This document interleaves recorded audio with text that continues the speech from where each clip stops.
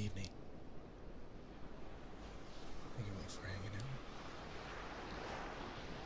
Thank you for being patient. I made the wonderful decision to eat right before this, so if I sound weird, please redeem that hydrate, and I will clear out my mouth. But hello, happy May the 13th. Hope you all are having a good day. If this is your first ASMR stream with us, I usually don't chat too much. We are continuing our read through of Anna Karenina, accompanied by our professional. I'm going to go ahead and jump over ASMR screen. Hello. Okay, let me make that smaller. Goodness. There we go. I have the book up for anyone who likes to read along. Otherwise, I keep the stream pretty dim. Hello, Anna. And welcome on in. I was just explaining how our ASMR works. I do, over on Twitch, have channel point redeems for ASMR triggers. They will be done at intermittent points, so if you do request one, please be a little patient as I finish out a story beat or a chapter. I'm going to be muting myself a good little bit, but please let me know if the audio could be better for you.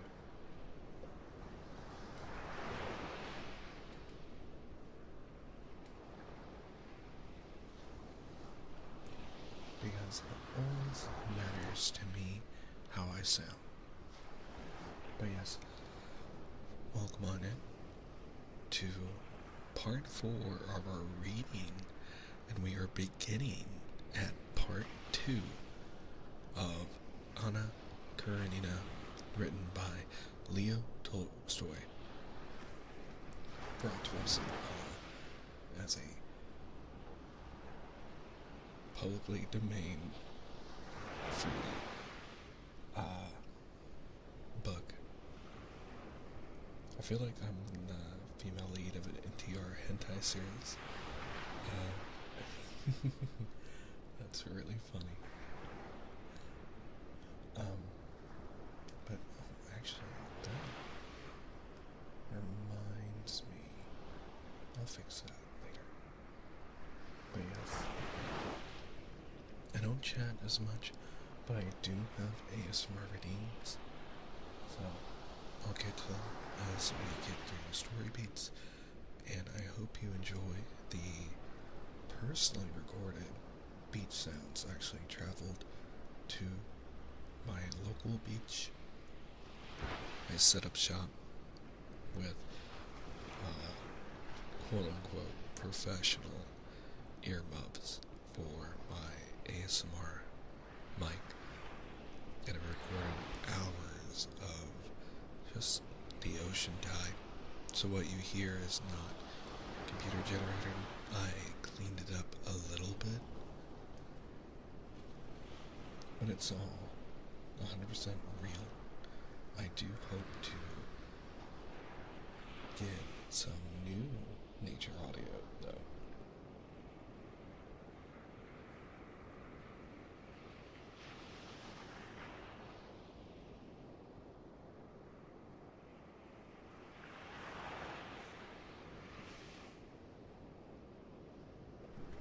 I spent some time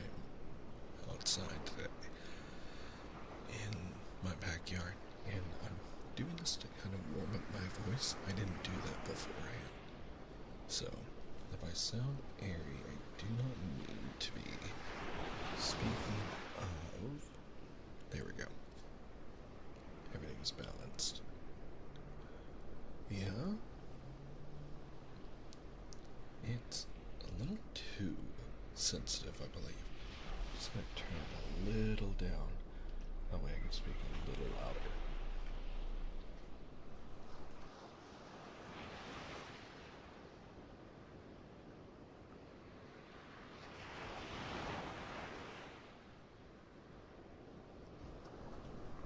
With my full voice. There we go. That's a little better. I want it to be gentle, but not overpowered by the ocean waves, which I'm going to turn down a little bit more. Oop, 1 second.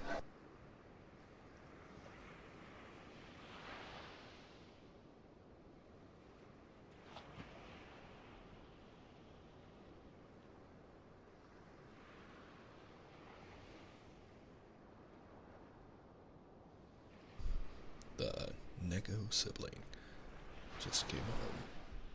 So she was greeting her pups who loved to scream. But I'm glad you're excited, Anna, and I hope for all of our pod watchers you enjoy this too. All the rest of the reading of the book, all of part 1, and all of our ASMR VODs are located on YouTube in their own playlists.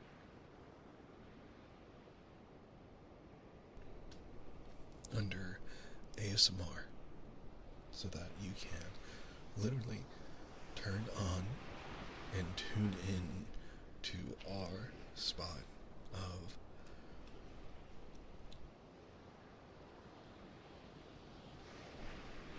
our reading of Anna Karenina and keep pace with us.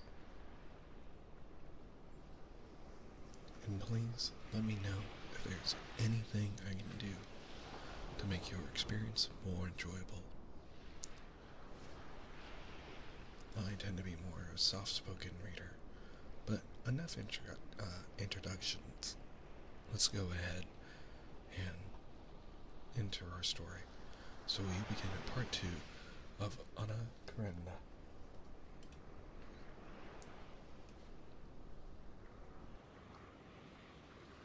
Hello, Terry.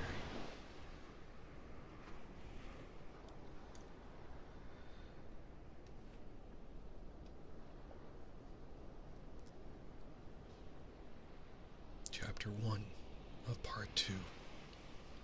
At the end of the winter, in a Shabatsky's house, a consultation was being held, which was to pronounce on the state of Kitty's health and the measures to be taken to restore her failing strength. She'd been ill, and as spring came on, she grew worse.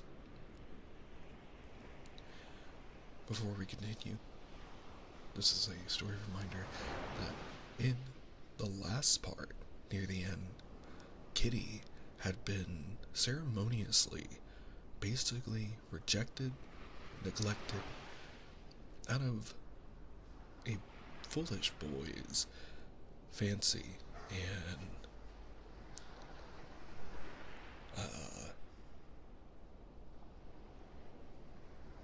what's the term? Infatuation with a married older woman, our main character, Anna Karenina.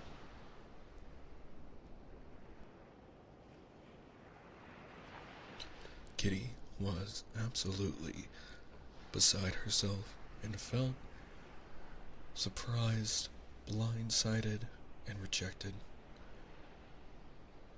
and was surprised that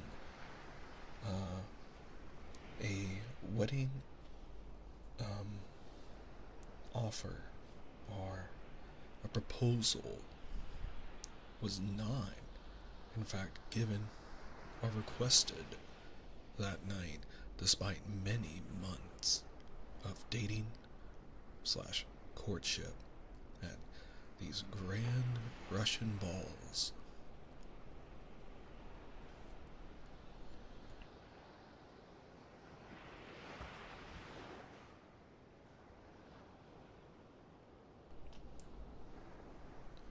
And then afterwards, the young buck, as they call them, had pursued Anna Karenina all the way back to her home, and even approached her in front of her husband, a man far outranking the boy. And after running into him, he went back to his home and let himself get lost in young man pleasures,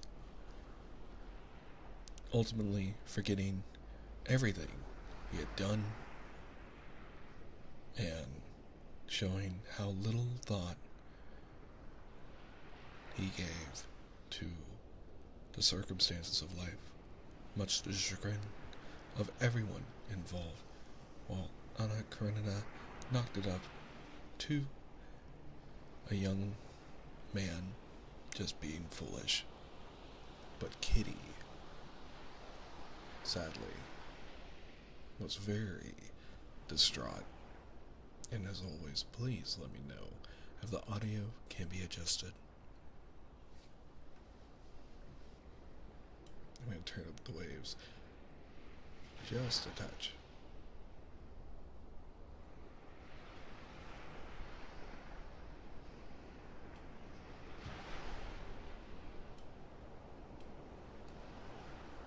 There we go. I think that's good. Alright. My voice a little bit more power so it can be heard clearly.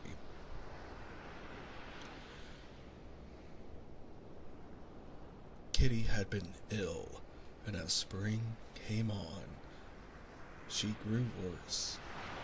The family doctor gave her cod liver oil, then iron, then nitrite of silver, but as the first and the second and the third were alike in doing no good, and as his advice when spring came was to go abroad, a celebrated physician was called in.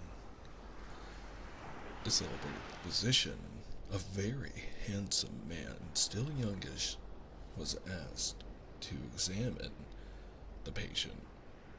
He maintained with peculiar satisfaction, it seemed, that maiden modesty is a mere relic of barbarism, and that nothing could be more natural than for a man still youngish to handle a young girl naked. Oh my god. Poor Kitty.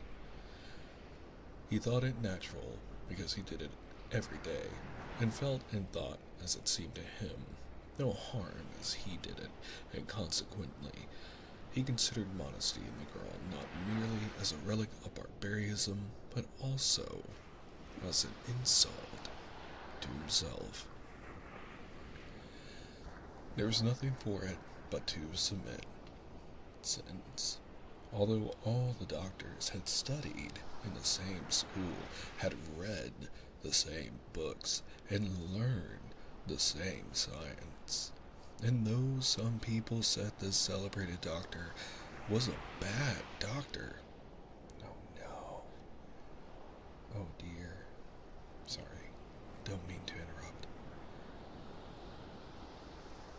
In the princess's household and circle it was for some reason accepted that the celebrated doctor alone had some special knowledge, and that he alone could save Kitty.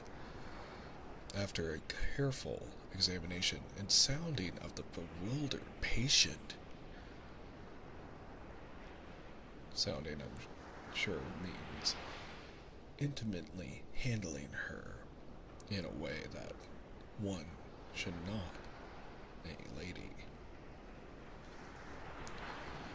and sounding of the bewildered patient, dazed with shame, the celebrated doctor, having scrupulously washed his hand, was standing in the drawing room talking to the prince. The prince frowned and coughed, listening to the doctor as a man who had seen something of life, and neither a fool nor an invalid. He had no faith in medicine, and in his heart was furious at the whole farce, especially as he was perhaps the only one who fully comprehended the cause of Kitty's illness. Conceited blockhead, he thought, as he listened to the celebrated doctor's chatter about his daughter's symptoms. The doctor was meantime with difficulty restraining the expression of his contempt for this old gentleman, and with difficulty condescending to the level of his intelligence. He perceived that it was no good talking to the old man, and that the principal person in the house was the mother. Before her, he decided to scatter his pearls. At that instant, the princess came into the drawing room with the family doctor. The prince withdrew, trying not to show how ridiculous he thought the whole performance. The princess was distracted and did not know what to do. She felt she had sinned against Kitty. Well, doctor, she decided. Well, doctor, decide our fate, said the princess. Tell me everything. Is there hope? She meant to say, but her lips quivered, and she could not utter the question. Well, doctor? Immediately, princess. I will talk it over with my colleague, and then I will have the honor of laying my opinion before you. So we had better leave you, as you please. The princess went out with a sigh. When the doctors were left alone, the family doctor began timidly explaining his opinion that there was a commencement of tuberculosis trouble, but, and so on. The celebrated doctor listened to him, and in the middle of his sentence looked at his big gold watch. Yes, said he, but the family doctor respectfully ceased in the middle of his observations. The commencement of the tuberculosis process we are not, as you are aware, able to define till there are cavities. There's nothing definite, but we may suspect it.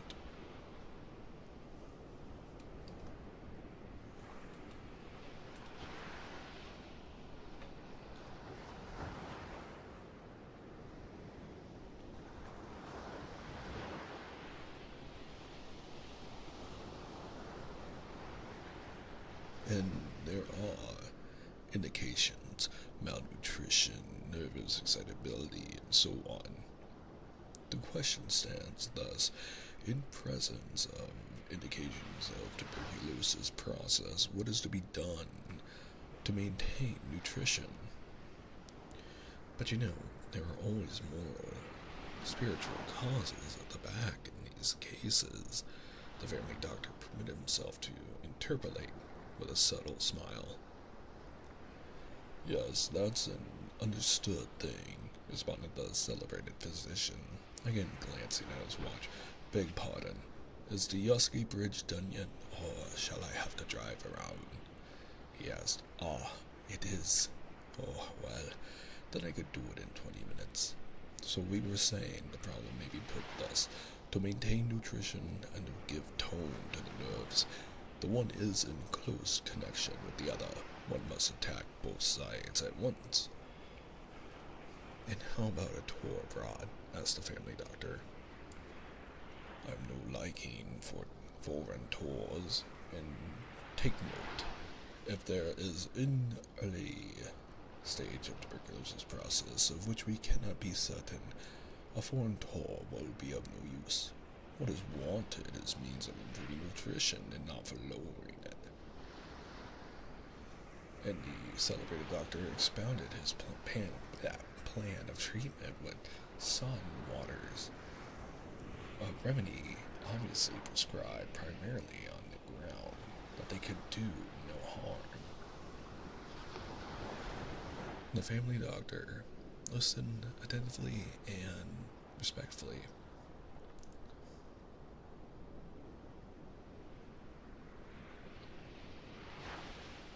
But in favor of foreign travel, I would urge the change of habits, the removal from conditions calling up reminiscences, and then the mother wishes it, he added. Oh, well, in that case, be sure. Let them go. Only those German quacks are mischievous. They ought to be persuaded. Well, let them go then. He glanced once more at his watch. Oh, time's up already. And he went to the door. The celebrated doctor announced to the princess a feeling of what was due from him dictated his doing so, that he ought to see the patient once more. What? Another examination, cried the mother with horror. Oh no, only a few details, princess. Come this way. And the mother, accompanied by the doctor, went into the drawing room to Kitty, wasted and flushed, with a peculiar glitter in her eyes, left there by the agony of shame she had been put through. Kitty stood in the middle of the room. When the doctor came in, she flushed crimson, and her eyes filled with tears. All her illness and treatment struck her as a thing so stupid, ludicrous even. Doctoring her seemed to her as absurd as putting together the pieces of a broken vase.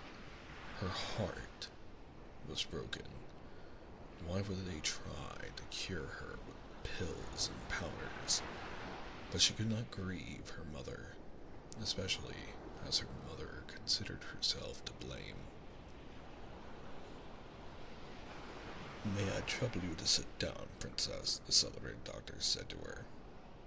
He sat down with a smile, facing her, felt her pulse, and again began asking her tiresome questions. She answered him, and all at once got up furious. Excuse me, doctor, but there's really no object in this. This is the third time you've asked me the same thing. The celebrated doctor did not take offense. Nervous irritability, he said to the princess when Kitty had left the room. However, I had finished. And the doctor began scientifically explaining to the princess as an exceptionally intelligent woman the condition of the young princess, and concluded by insisting on the drinking of the waters, which were certainly harmless. At the question, should they go abroad, the doctor plunged into deep meditation, as though resolving a weighty problem. Finally, his decision was pronounced.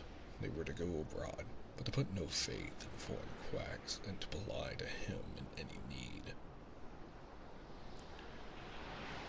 It seemed as though some piece of good fortune had come to pass after the doctor had gone. The mother was much more cheerful when she went back to her daughter, and Kitty pretended to be more cheerful. She had often, almost always, to be pretending now.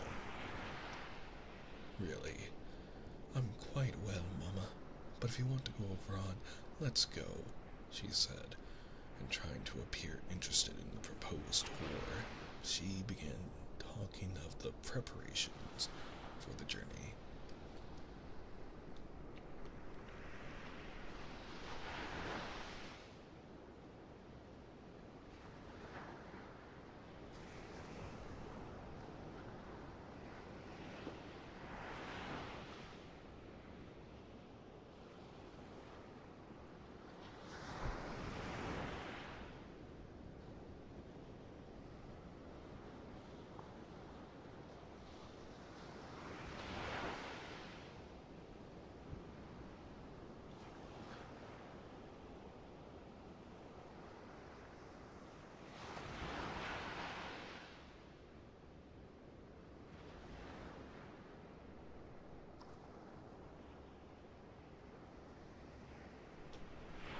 Part 2, Chapter 2.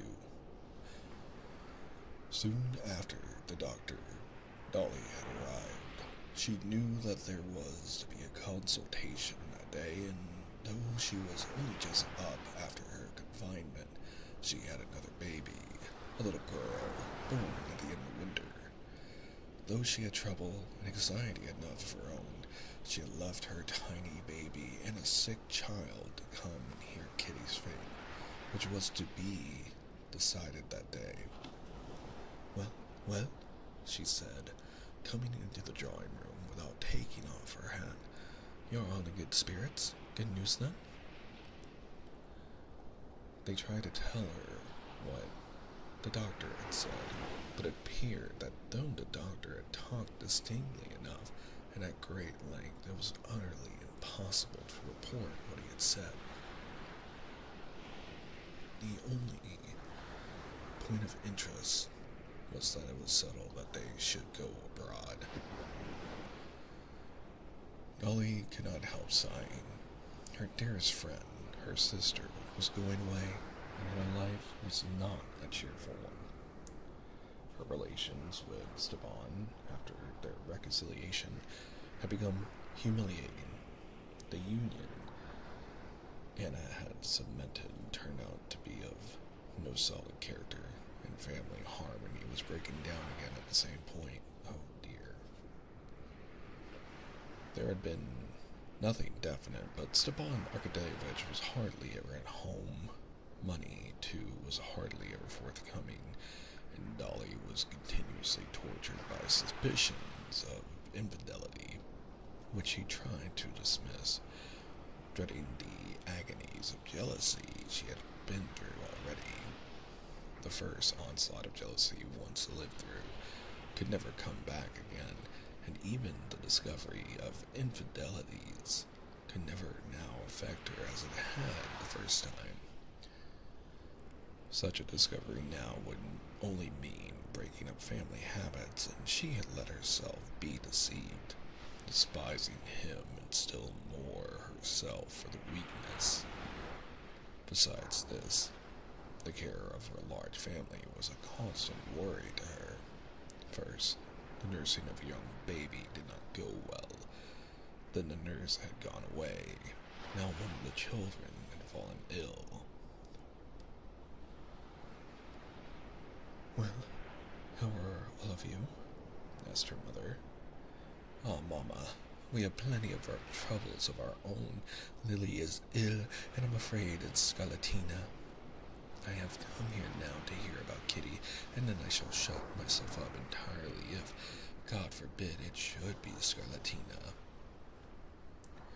The old prince, too, had come in from his study after the doctor's departure, and after presenting his cheek to Dolly and saying a few words to her, he turned to his wife. How have you settled it? You're going? Well, what do you mean to do with me? I suppose you'd better stay here, Alexander, said the wife. That's as you like. Mama, why shouldn't Father come with us, said Kitty. It'd be nicer for him, and for us too. The old prince got up and stroked Kitty's hair. She lifted her head and looked at him with a forced smile. It always seemed to her that he understood her better than anyone else in the family. Though he did not say much about her, being the youngest, she was her father's favorite, and she fancied that his love gave him insight. When now her glance met his blue, kindly eyes looking intently at her, it seemed to her that he saw right through her and understood all that was not good, that was passing within her. Reddening, she stretched out towards him, expecting a kiss, but he only patted her hair and said, "These stupid chignons. There's no getting at the real daughter. Only one simply strokes the bristles of a dead woman. Well, Dolinka," he turned to his elder daughter, "what's your young buck about, hey?" "Nothing, father," answered Dolly, understanding that her husband was meant. "He's always out. I scarcely ever see him." She could not resist adding, with a sarcastic smile, "Why, hasn't he gone into the country yet to see about selling that for us?" "No, he's still getting ready for the journey." "Oh, that's it," said the prince. "And so am I to be getting ready for a journey too. At your service," he said to his wife sitting down. "And I tell you what, Katia," he went on to his younger daughter, "you must wake up one fine day and say to yourself, 'Why, I am quite well and merry, and going out again with father for an early morning walk in the forest, eh?'" Funnily enough, not completely bad advice, all things considered, but still.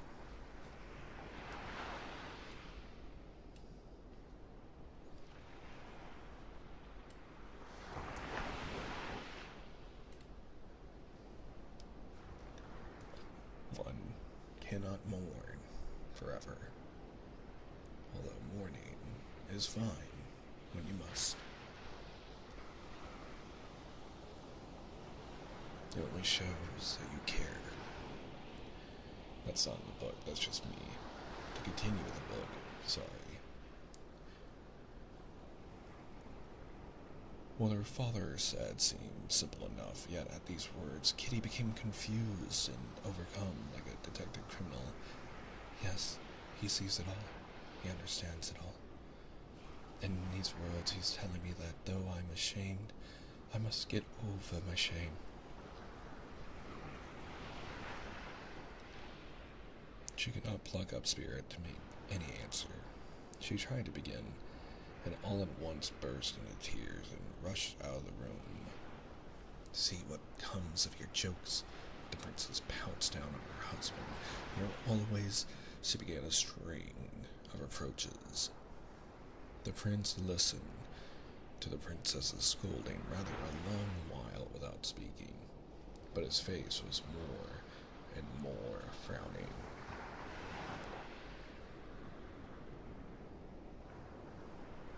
"She's so much to be pitied, poor child, so much to be pitied, and you don't feel how it hurts her to hear the slightest reference to the cause of it.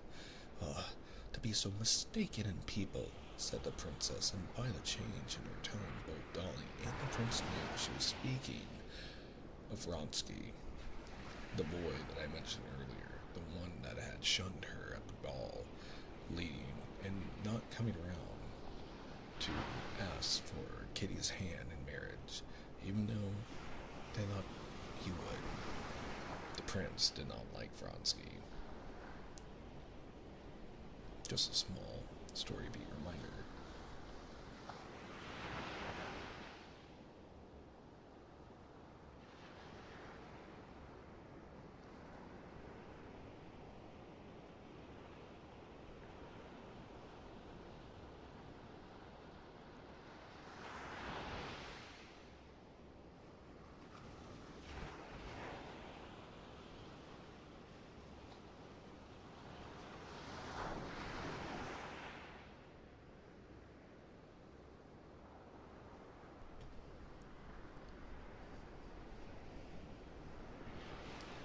I don't know why there aren't laws against such base, dishonorable people. I can't bear to hear you," said the prince gloomily, getting up from his low chair and seeming anxious to get away, yet stopping in the doorway. There are laws, madame, and since you've challenged me to it, I'll tell you who's to blame for it all. You. And you. You and nobody else. Laws against such young gallants there have always been, and there still are. Yes, if there has been nothing that ought not to have been, old as I am, I'd have called him out to be the barrier, the young dandy. Yes, and now you physic her and call in these quacks. The prince apparently had plenty more to say, but as soon as the princess heard his tone, she subsided at once and became penitent, as she always did on serious occasions. Alexander, she whispered, moving to him and beginning to weep. As soon as she began to cry, the prince too calmed down. He went up to her. That's enough. That's enough. You're wretched too, I know. I know. It can't be helped. There's no great harm done. God is merciful. Thanks, he said, not knowing what he was saying, as he responded to the tearful kiss of the princess that he felt on his hand. The prince went out of the room.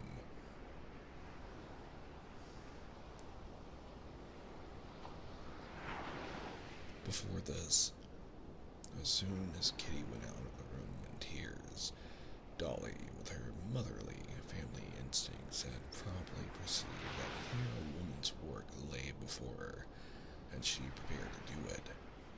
She took off her hat, and morally speaking, tucked up her sleeves and prepared for action. While her mother was attacking her father, she tried to restrain her mother so far as filial reverence would allow. During the prince's outburst, she was silent. She felt ashamed for her mother and tender towards her father for so quickly being kind again. But when her father left them, she made ready for what was the chief thing needful, to go to Kitty and console her. I've been meaning to tell you something for a long while, Mama. Did you know that Levin meant to make Kitty an offer when he was here the last time? He told Steva so. Well, what then? I don't understand. So did Kitty perhaps refuse him? She didn't tell you so? No, she has said nothing to me either, of one or the other. She's too proud. But I know it's all on account of the other. Yes, but suppose she has refused Levin, and she wouldn't have refused him if he had been for the other. I know. And then he has deceived her so horribly. It was too terrible for the princess to think how she had sinned against her daughter, and she broke out angrily. Oh, I really don't understand. Nowadays, they will all go their own way, and mothers haven't a word to say anything, and then... Mama, I'll go up to her. Well, do. Did I tell you not to? Said her mother.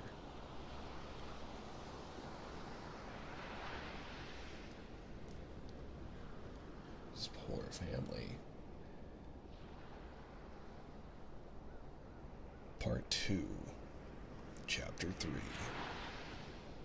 When she went into Kitty's little room, a pretty pink little room, full of knickknacks and voyage, as fresh and pink and white and gay as Kitty herself had been 2 months ago, Dolly remembered how they had decorated the room before together, with what love and gaiety.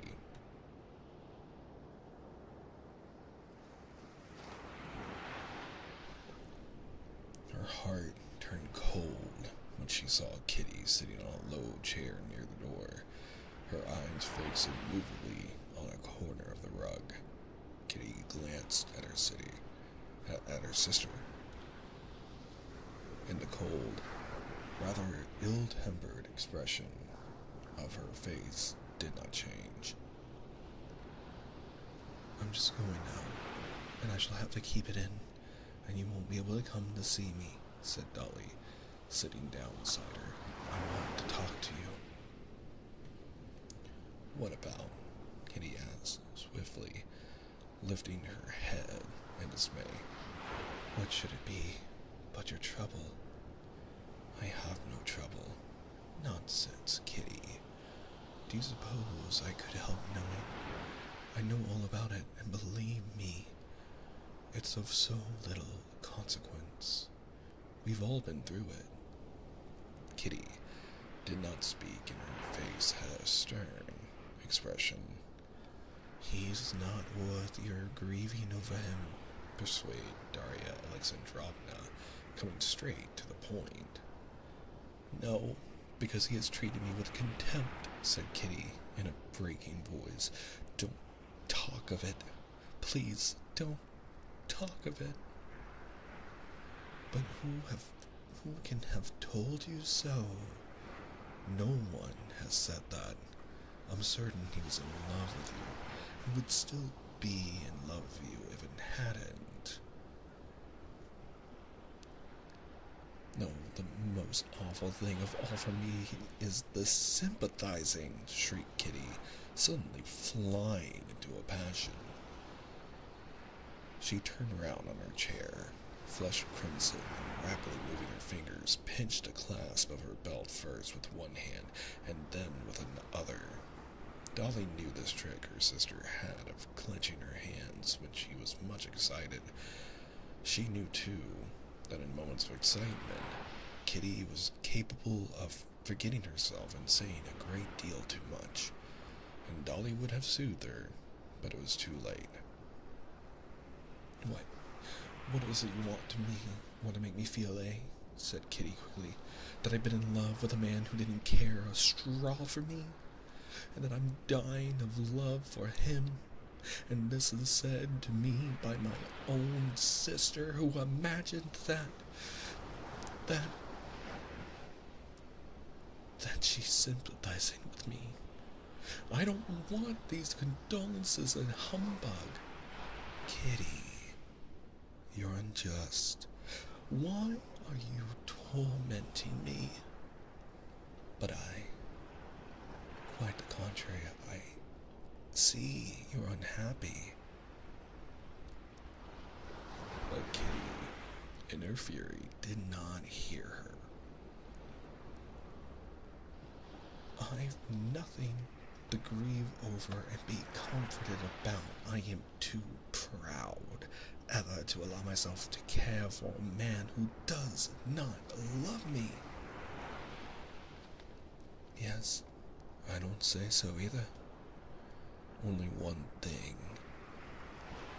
Tell me the truth, said Darya Alexandrovna, taking her by the hand. Tell me, did Levin speak to you? The mention of Levin's name seemed to deprive Kitty of the last vestige of self-control. She leaped up from her chair, and flinging her clasp on the ground, she gesticulated rapidly with her hands and said, Why bring Levin in too? I can't understand what you want to torment me for. I've told you, and I say it again, that I have some pride, and never would do as you're doing. Go back to a man who's deceived you, who's cared for another woman. I can't understand it. You may, but I can't.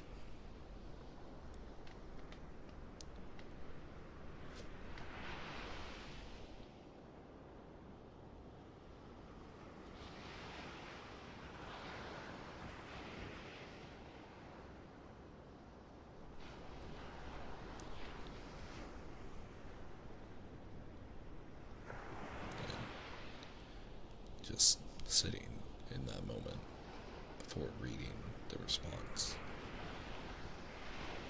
Continuing and saying these words, she glanced at her sister, and seeing that Dolly sat silent, her head mournfully bowed, Kitty, instead of running out of the room as she had meant to do, sat down near the door and hid her face in her handkerchief.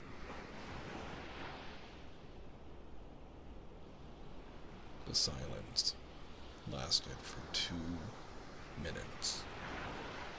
Dolly was thinking of herself.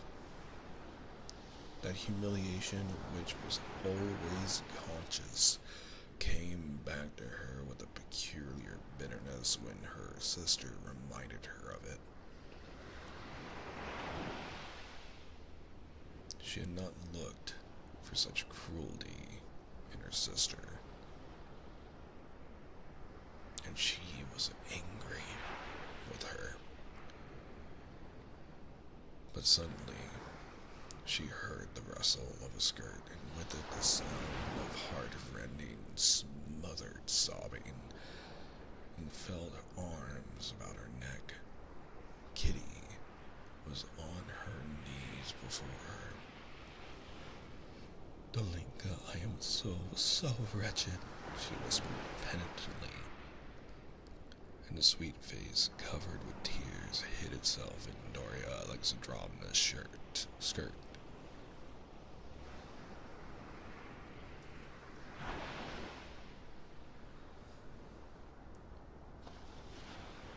As though tears were the indispensable oil without which the machinery of mutual confidence could not run smoothly between the two sisters. The sisters, after their tears, talked, none of what was uppermost in their minds, but though they talked of outside matters, they understood each other. Kitty knew that the words she had uttered in her anger about her husband's infidelity and her humiliating position had cut her poor sister to the heart, but that she had forgiven her. Dolly, for her part, knew all she had wanted to find out. She felt certain that her surmises were correct, that Kitty's misery, her inconsolable misery, was due precisely to the fact that Levin had made her an offer and she had refused him, and Vronsky had deceived her, and that she was fully prepared to love Levin and to detest Vronsky. Kitty said not a word of that. She talked of nothing but her spiritual condition. "I have nothing to make me miserable," she said, gaining calmer.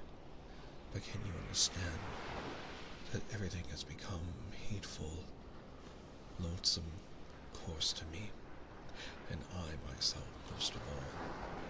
You can't imagine what loathsome thoughts I have about everything." "Why, whatever loathsome thoughts can you have?" asked Dolly, smiling. "The most utterly loathsome and coarse, I can't tell you. It's not unhappiness or low spirits, but much worse. As though everything that was good in me was all hidden away, and nothing was left but the most loathsome. Come, how am I to tell you?" she went on, seeing the puzzled look in her sister's eyes. "Father began saying something to me just now. It seems to me he thinks all I want is to be married. Mother takes me to a ball. It seems to me she only takes me to get me married off as soon as may be, and be rid of me. I know it's not the truth.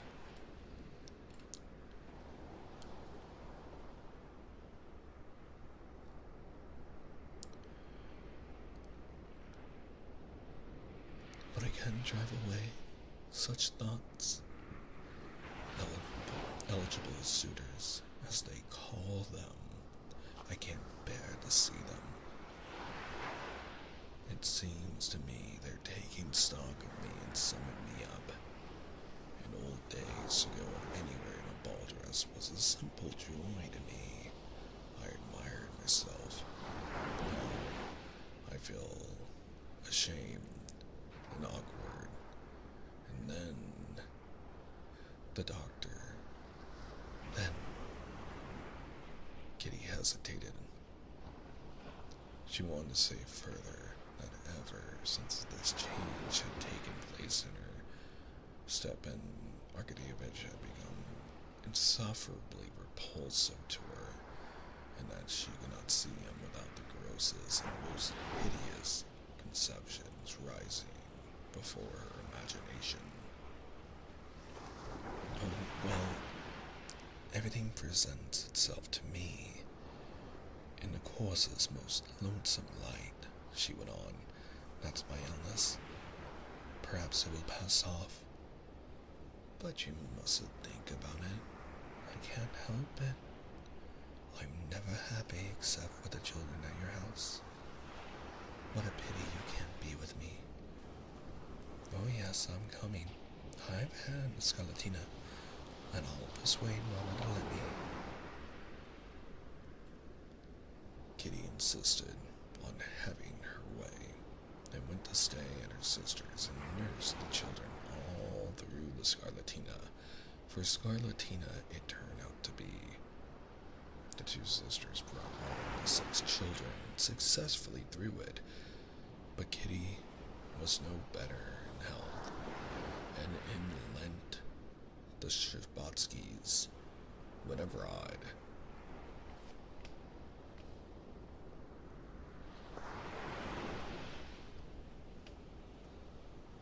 Part 2, Chapter 4.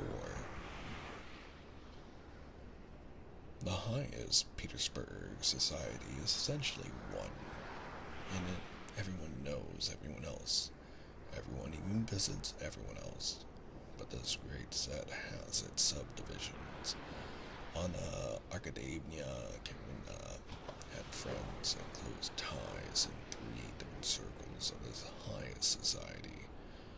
One circle was her husband's government official set, consisting of his colleagues and subordinates brought together in the most various and capricious manner, and belonging to different social strata. Anna found it difficult now to recall the feeling of almost awe-stricken reverence which she had at first entertained for these persons. Now she knew all of them as people know one another in a country town. She knew their habits and weaknesses, and where the shoe pinched each one of them. She knew their relations with one another and with the head authorities, knew who was for whom, and how each one maintained his position, and where they agreed and disagreed. But the circle of political masculine interests had never interested her, in spite of Countess Lydia Ivanovna's influence, and she avoided it. Another little set which Anna was in close relations was the one by means of which Alexei Alexandrovich had made his career.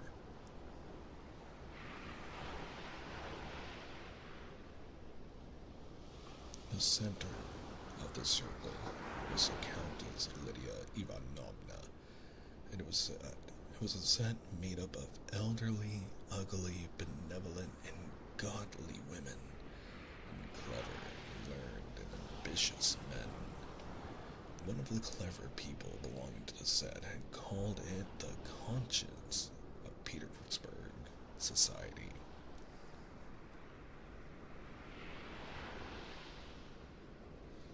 Alexei Alexandrovich had the highest esteem for the circle, and Anna, with her special gift for getting on with everyone, had in the early days of her life in Petersburg made friends in the circle. Also, Now, since her return from Moscow, she had come to feel this insufferable. It seemed to her that both she and all of them were insincere, and she felt so bored and ill at ease in that world that she went to see the Countess Lydia Ivanovna as little as possible.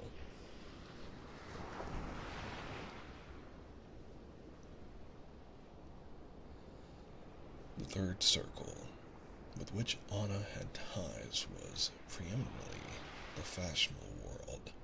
The world of balls, of dinners, of sumptuous dresses, the world that hung onto the court with one hand so as to avoid sinking to the level of the demi-monde. For the demi-monde, the members of that fashionable world believed that they despised through their tastes were not merely similar, but in fact identical. Her connection with the circle was kept up through Princess Betsy Tverskaya, her cousin's wife, who had an income of 120,000 rubles and who had taken a great fancy to Anna ever since she came out, showed her much attention and drew her into her set, making fun of Countess Lydia Ivanovna's coterie. "When I'm old and ugly, I'll be the same," Betsy used to say. "But for a pretty young woman like you, it's early days for that house of the charity."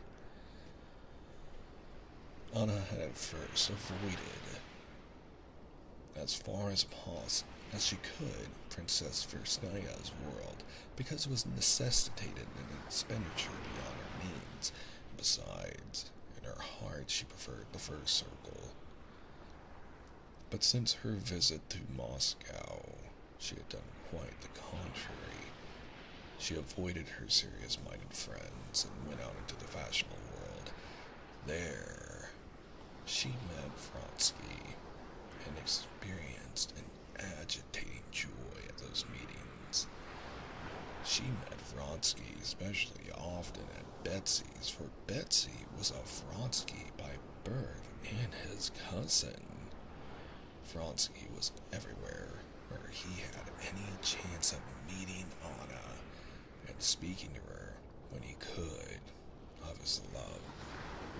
She gave him no encouragement, but every time she met him there surged up in her heart that same time, that same feeling of quickened life that had come upon her that day in the railway carriage when she saw him for the first time. She was conscious herself that her delight sparkled in her eyes and curved her lips into a smile, but she could not quench the expression of this delight.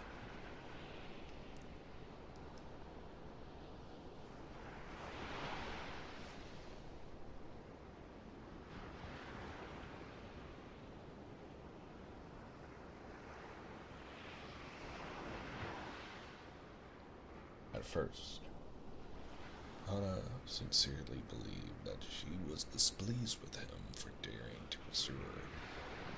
Soon after her return from Moscow, on arriving at a soiree where she had expected to meet him and not finding him there, she realized distinctly from the rush of disappointment that she had been deceiving herself, and that this pursuit was not distasteful to her, but that it made the whole interest of her life.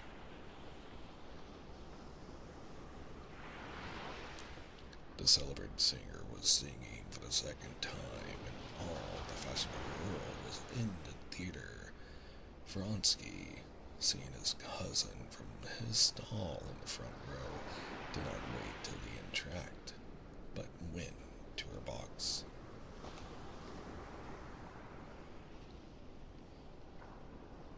"Why didn't you come to dinner?" she said to him. "I marvel at the second-sight lovers," she added with a smile, so that no one but he could hear. "She wasn't there, but come after the opera." Vronsky looked inquiringly at her. She nodded. He thanked her by a smile and sat down beside her. But how I remember your jeers, continued Princess Betsy, who took a peculiar pleasure in following up this passion to a successful issue. What's become of all that? You're caught, my dear boy. That's my one desire, to be caught, answered Brodsky, with a serene, good-humored smile. If I complain of anything, it's only that I'm not caught enough. To tell the truth, I begin to lose hope. Why, whatever hope can you have? Said Betsy, offended on behalf of her friend. Intendons no, but in her eyes there were gleams of light that betrayed that she understood perfectly and precisely as he did what hope he might have. None whatever, said Vronsky, laughing and showing his even rows of teeth. Excuse me, he added, taking an opera glass out of her hand and proceeding to scrutinize over her bare shoulder the row of boxes facing them. I'm afraid I'm becoming ridiculous. He was very well aware that he ran no risk of being ridiculous in the eyes of Betsy or any other fashionable people. He was very well aware that in their eyes, the position of an unsuccessful lover of a girl, or of any woman free to marry, might be ridiculous. But the position of a man pursuing a married woman, regardless of everything, staking his life on drawing her into adultery, has something fine and grand about it, and can never be ridiculous. And so, it was with a proud and gay smile under his mustaches that he lowered the opera glass and looked at his cousin. But why was it you didn't come to dinner? She said, admiring him. I must tell you about that. I was busily employed in doing what? Do you suppose? I'll give you 100 guesses. 1,000 you would never guess. I've been reconciling a husband with a man who insulted his wife. Yes, really. Well, did you succeed? Almost. You really must tell me about it, she said, getting up. Come to me in the next entr'acte. I can't. I'm going to the French theater. From Nielsen, Betsy queried in her word, though she could not herself have distinguished Nielsen's voice from any chorus girl's. Can't help it. I've an appointment there, all to do with my mission of peace. Blessed are the peacemakers, theirs is the kingdom of heaven, said Betsy, vaguely recollecting that she had heard some similar saying from someone. Very well then, sit down and tell me what it's all about. And she sat down again.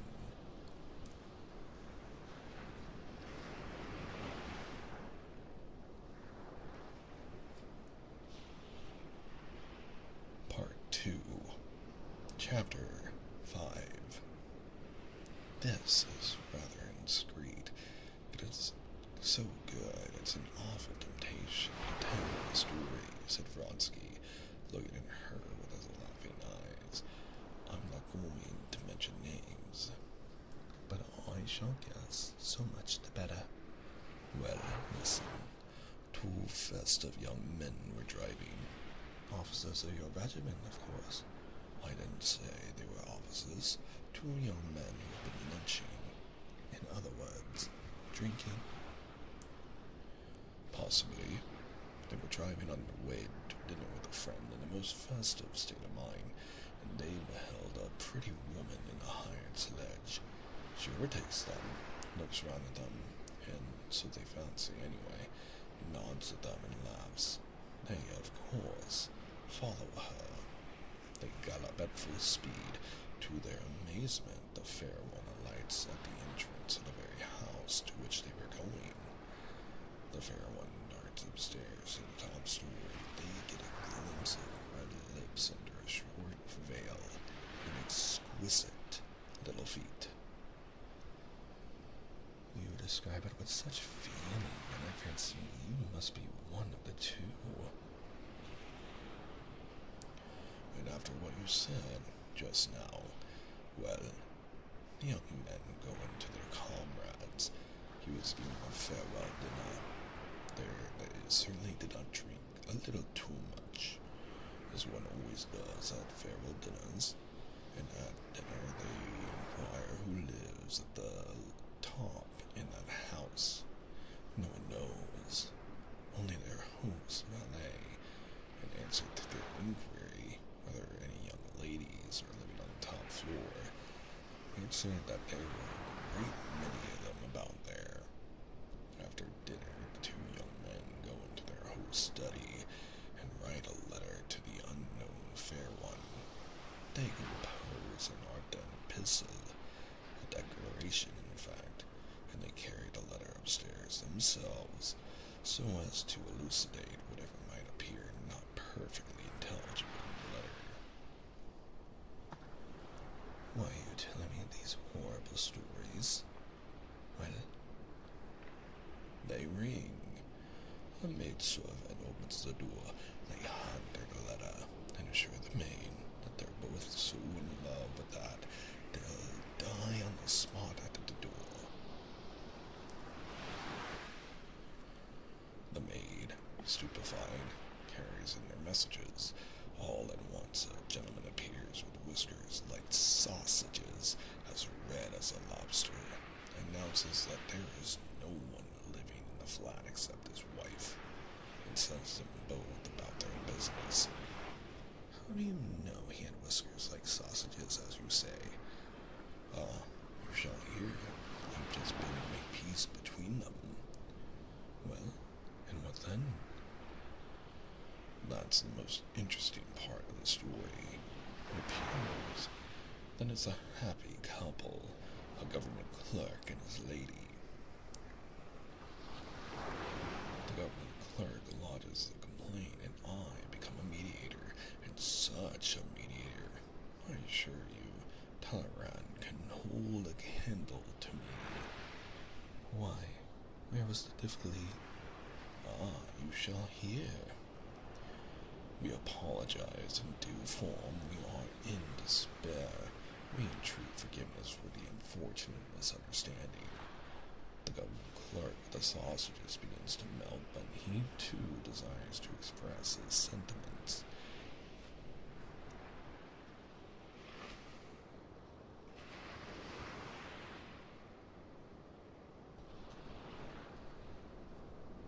And as soon as he begins to express them, he begins to get hot and say nasty things, and again I'm obliged to trot out all of my diplomatic talents. I allowed that their conduct was mad, but I urged him to take into consideration their heedlessness, their youth, and too, the young men had only just been lunching together. You understand, they regret it deeply and beg you to overlook their bad behavior. The government clerk would soften once more. I consent, Count, and am ready to overlook it, but you perceive that my wife's a respectable woman, has been exposed to persecution and insults and effrontery of young upstarts, scoundrels. And you must understand, the young upstarts are present all the while, and I have to keep peace between them. Again, I call out all my diplomacy, and again, as soon as the thing was about to be at an end, our friend, the government clerk, gets hot and red, and the sausages stand on end with wrath, and once more I launch into diplomatic wiles.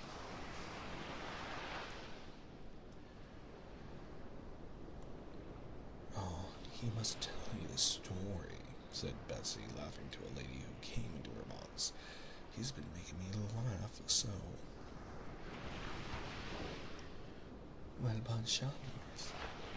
She added, giving Vronsky one finger of the hand in which she held her fan, and with a shrug of her shoulders she twitched down the bodice for her gown that had worked up, so as to be duly naked, as she moved forward towards the footlights into the light of the gas, and the sight of all eyes.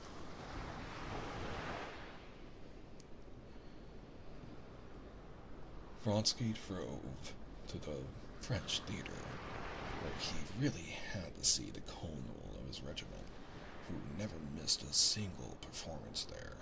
He wanted to see him, to report on the result of his mediation, which had occupied and amused him for the last 3 days. Petrinsky, whom he liked, was implicated in the affair, and the other culprit was a capital fellow and first-rate comrade who had lately joined the regiment, the young Prince Kedrov. And what was the most important thing, the interests of the regiment were involved in it too. Both the young men were in France's company. The colonel of the regiment was waited upon by the government clerk, Venden, with a complaint against his officers who had insulted his wife. His young wife, so Venden told the story, he had been married half a year, was at church with her mother, and suddenly overcome by indisposition, arising from an interesting condition. She could not remain standing. She drove home in the first sledge, a smart-looking one she came across. On the spot, the officers set off in pursuit of her. She was alarmed, and feeling still more unwell, ran up the staircase home. Fenton himself, on returning from his office, heard a ring at their bell and voices, went out, and seeing the intoxicated officers with a letter, he had turned them out. He asked for exemplary punishment.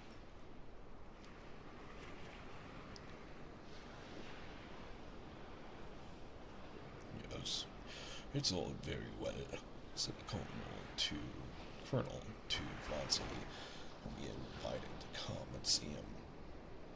Petrinsky is becoming impossible. Not a week goes by without some scandal.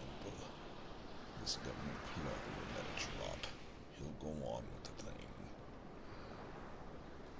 Vronsky saw all the dangerousness of the business, and that there could be no question of a duel in it. That everything must be done to soften the government clerk and hush the matter up. The colonel had called in Vronsky just because he knew him to be an honorable, an intelligent man. And more than all, a man who cared for the honor of the regiment. They talked it over and decided that Petrinsky and Kedrov must go with Vronsky to Venden and still apologize. The colonel and Vronsky were both fully aware that Vronsky's name and rank would be sure to contribute greatly to the softening of the injured husband's feelings.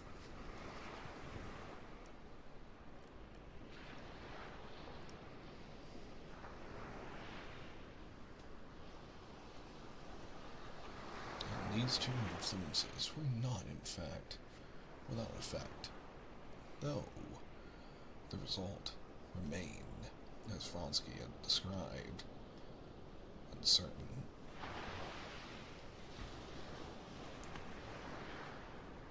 On reaching the French theater, Vronsky retired to the foyer with the colonel and reported to him his success or non-success. The colonel, thinking it all over, made up his mind not to pursue the matter further, but then, for his own satisfaction, proceeded to cross-examine Vronsky about his interview, and it was a long while before he could restrain his laughter, as Vronsky described how the government clerk, after subsiding for a while, would suddenly flare up again as he recalled the details, and how Vronsky, at the last half word of conciliation, skillfully maneuvered a retreat, shoving Petretsky out before him. It's a disgraceful story, but killing. Catdrop really can't fight the gentleman. Was he so awfully hot? He commented, laughing. But what do you say to Claire today? She's marvelous, he went on, speaking of a new French actress. However often you see her, every day she's different. It's only the French who can do that.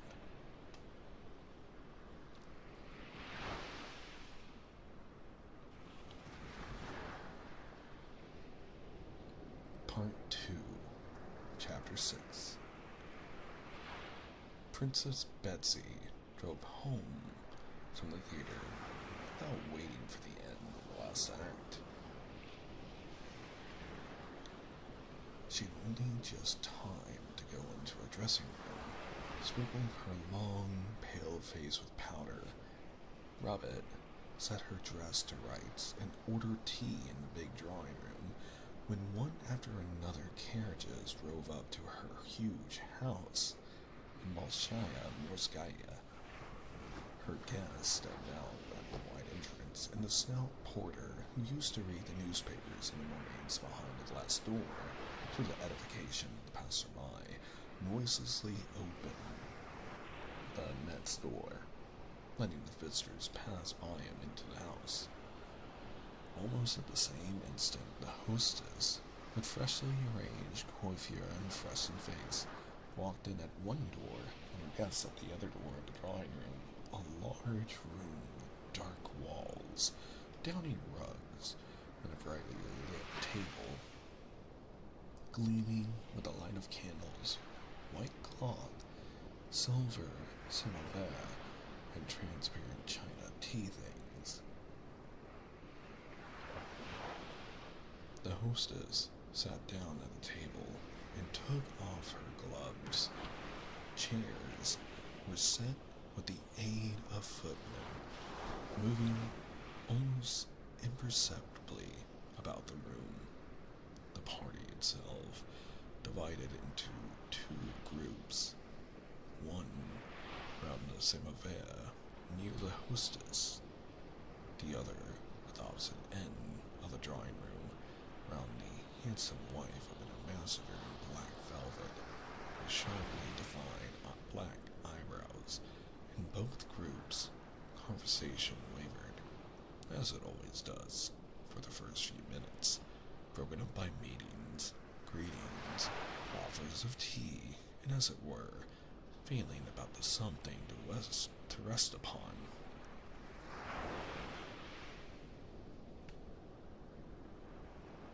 She's exceptionally good as an actress.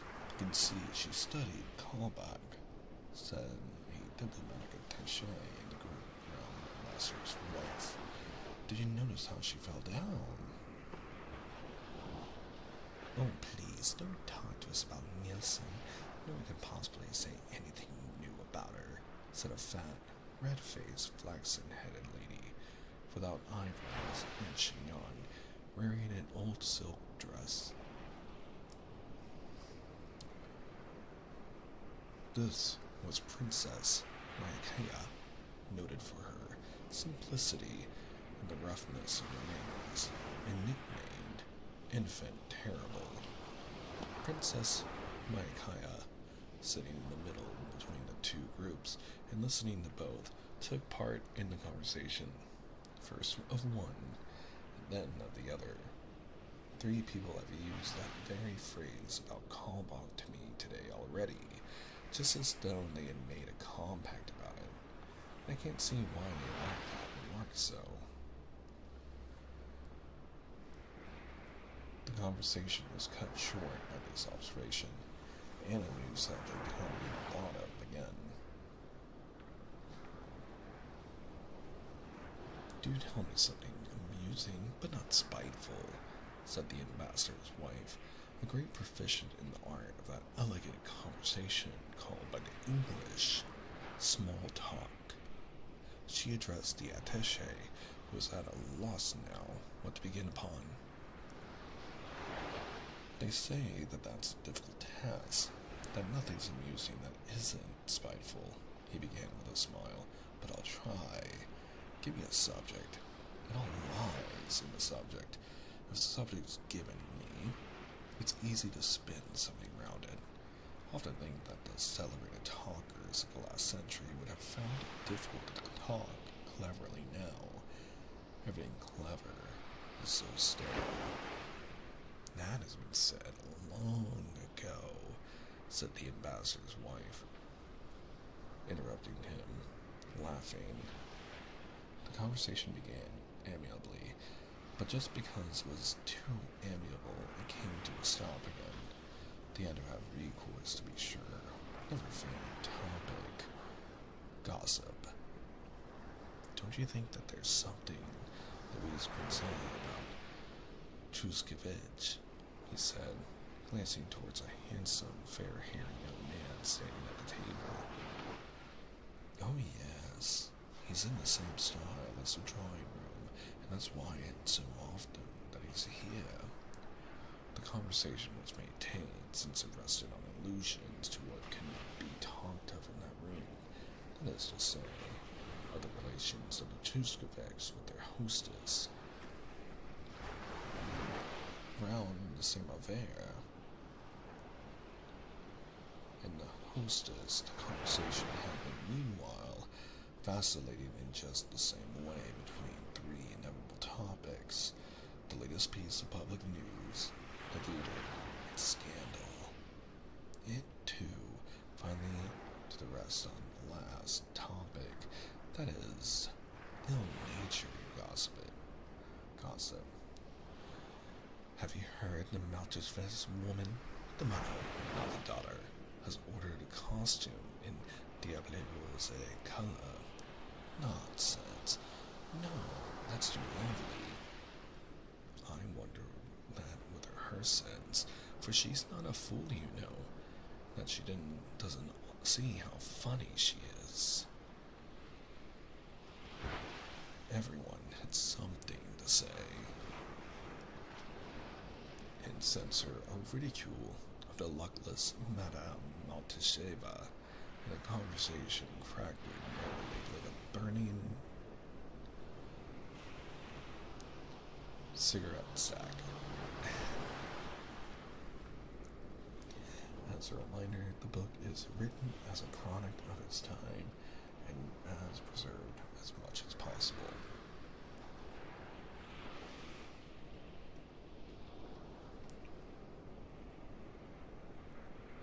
The husband of Princess Betsy, a good-natured fat man, an ardent collector of engravings, hearing that his wife had visitors, came into the drawing room before going to his club. Stepping noiselessly over the thick rugs, he went up to Princess Mayakaya.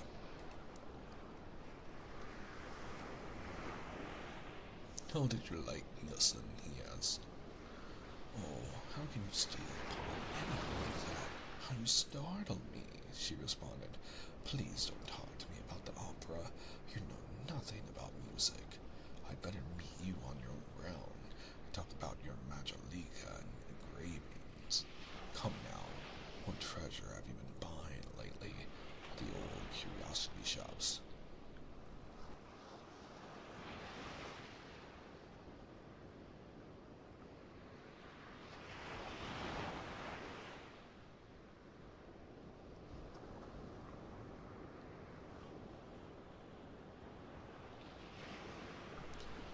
Would you like me to show you? I don't understand such things. Oh, do show me. I've been learning about them at those, what's their names? The bankers.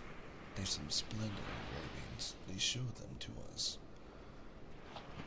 Why, have you been at the Scotsburgs? Asked the hostess from the same affair. Yes, ma chère. They asked my husband and me to dinner, and told us the sauce at that dinner cost £100. Princess Mayakaya said, speaking loudly and conscious that everyone was listening. A very nasty sauce it was, some green mess. Lady asked them, and I made them sauce for 18 pence, and everybody was very much pleased with it.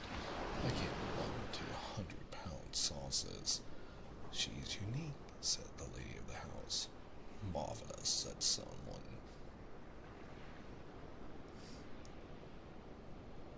The sensation produced by Princess Mayakaya's speeches were always unique.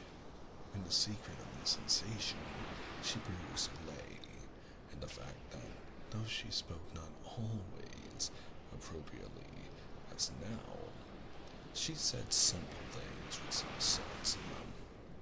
In the society in which she lived, such plain statements produced the effect of the wittiest epigram. Princess Mayakaya could never see why it had that effect, but she knew it had, and took advantage of it.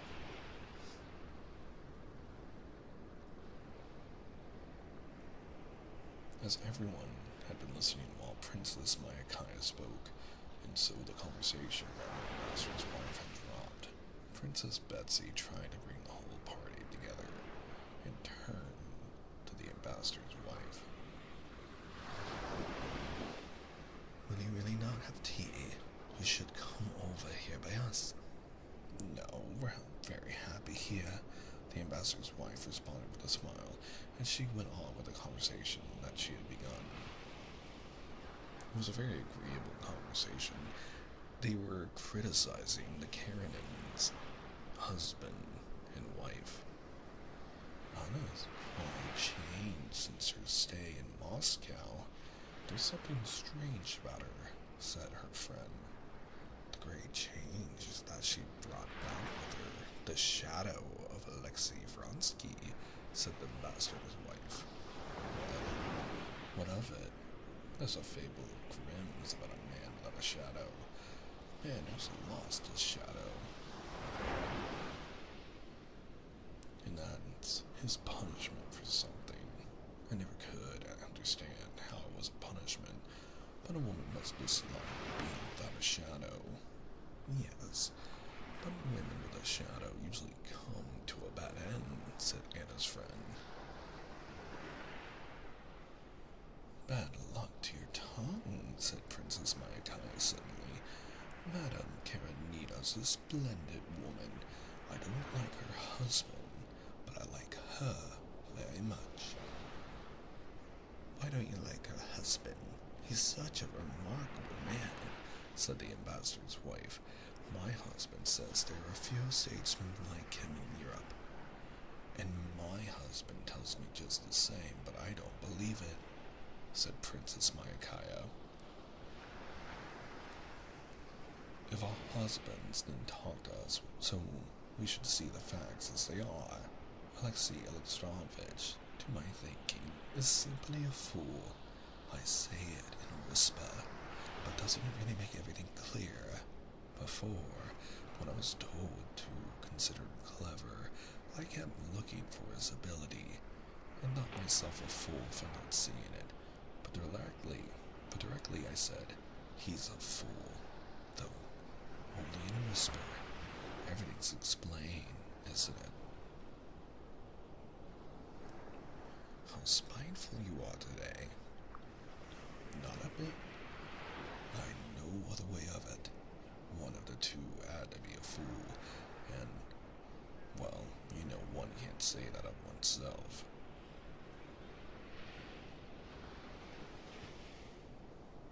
No one is satisfied with his fortune, and everyone is satisfied with his wit, the attaché repeated, the French saying. That's just it. That's just it. Princess Mayakaya turned to him. But the point is that I won't abandon Anna to mercies. She's so nice, so charming. How can she help it if they're all in love with her and follow her about like shadows? Oh, I had no idea of blaming her for it, Anna's friend said in self-defense. If no one follows us about like a shadow, that's no proof that we've any right to blame her. And having duly disposed of Anna's friend, the Princess Mayakaya got up, and together with the ambassador's wife, joined the group at the table. The conversation was dealing with the king of Prussia. "What wicked gossip were you talking over there?" asked Betsy. "About the cannons.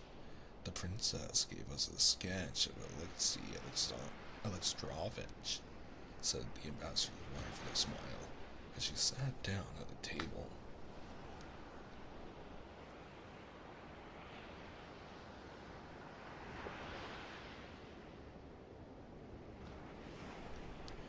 "Pity we didn't hear it," said Princess Betsy, glancing towards the door.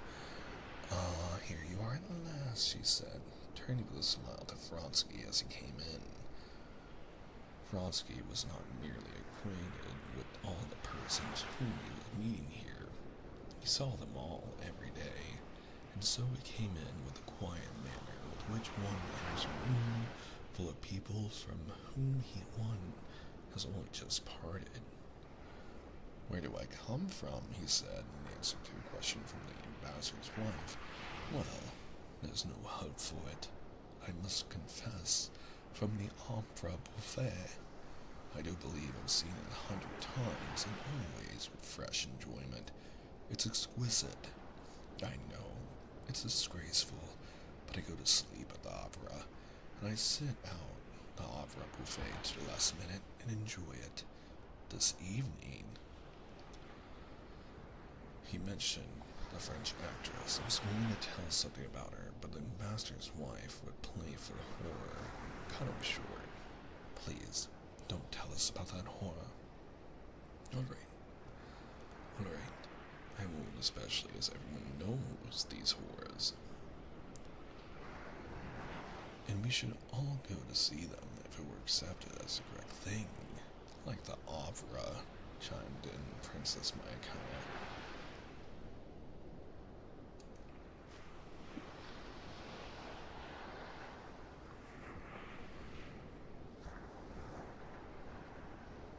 Part 2, Chapter 7. Steps were heard at the door, and Princess Betsy, knowing it was Madame Karenina, glanced at Vronsky. He was looking towards the door, and his face wore a strange, new expression.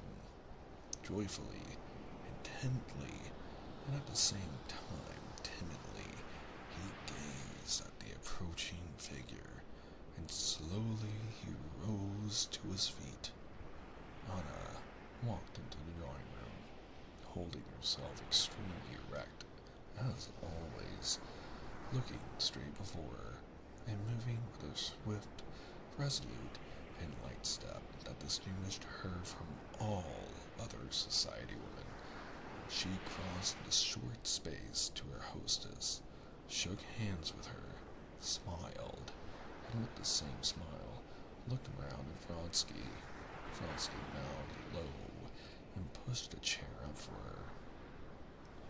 She acknowledged us only by a slight nod, and flushed a little, and frowned, but immediately, while rapidly greeting her acquaintances and shaking hands before her, she addressed Princess Betsy. "I have been at Countess Lydia's and meant to have come here earlier, but I stayed on. Sir John was there. It's very interesting." "Oh, that's this missionary." "Yes, he told us about the life in India.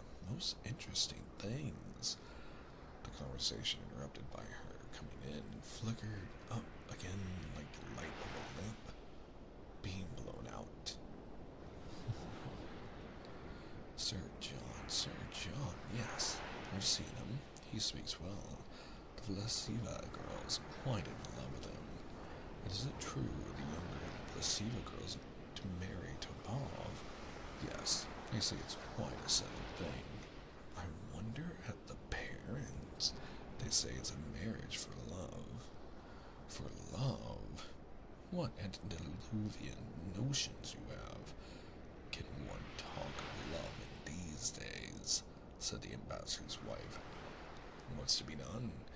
It's a foolish old fashion that's kept up still, said Vronsky. So much the worse for those who keep up the fashion. The only happy marriages I know are marriages of prudence. Yes, but then how often the happiness of these prudent marriages flies away like dust, just because that passion turns up that they have refused to recognize, said Vronsky.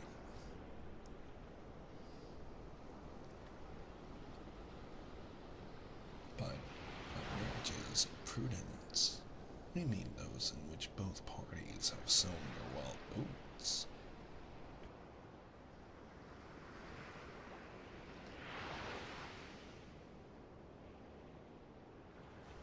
Which both parties have sown their wild oats already. That's like scarlatina. One has to go through it and get over it. Then they ought to find out how to vaccinate for love, like smallpox.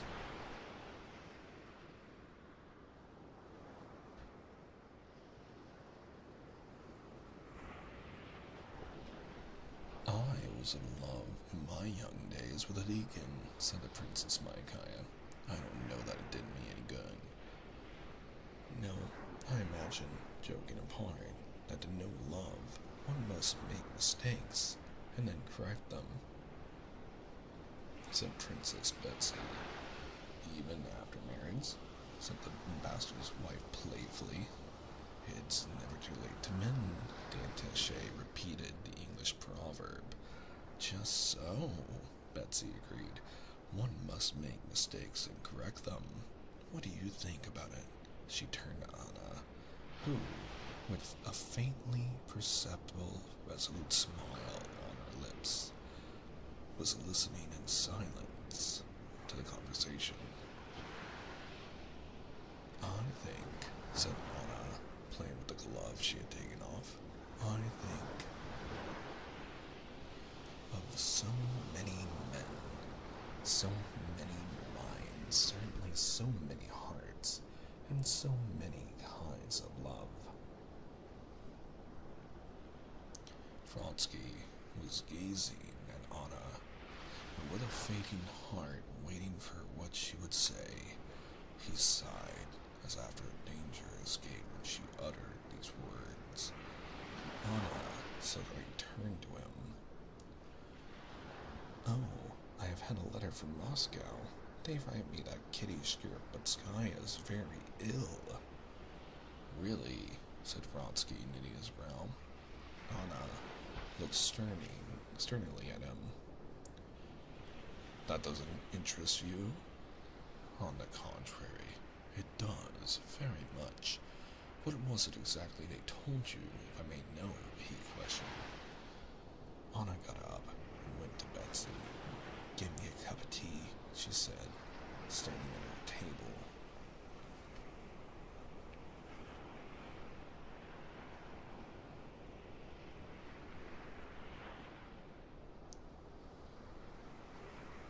While Betsy was pouring out the tea, Vronsky went up to Anna.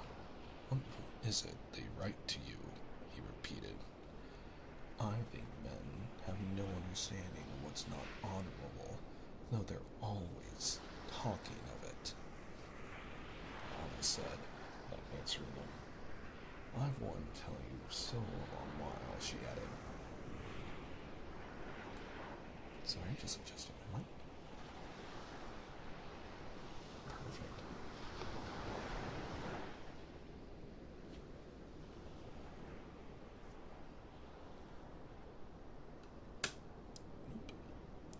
There we are.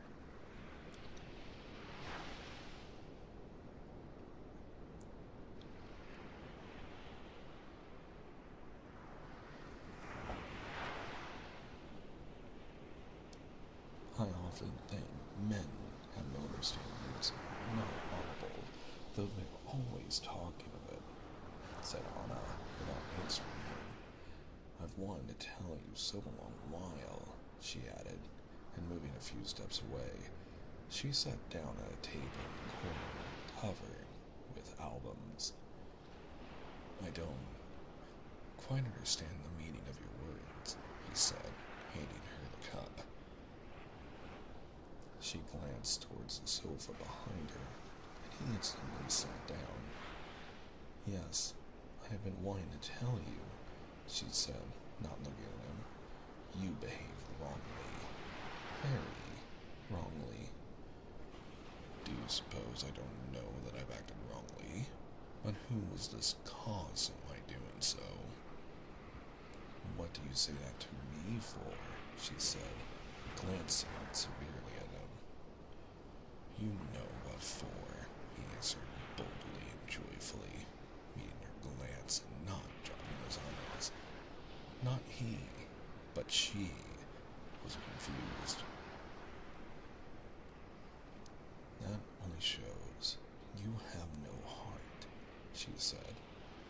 But her eyes said that she knew he had a heart, and that was why she was afraid of him.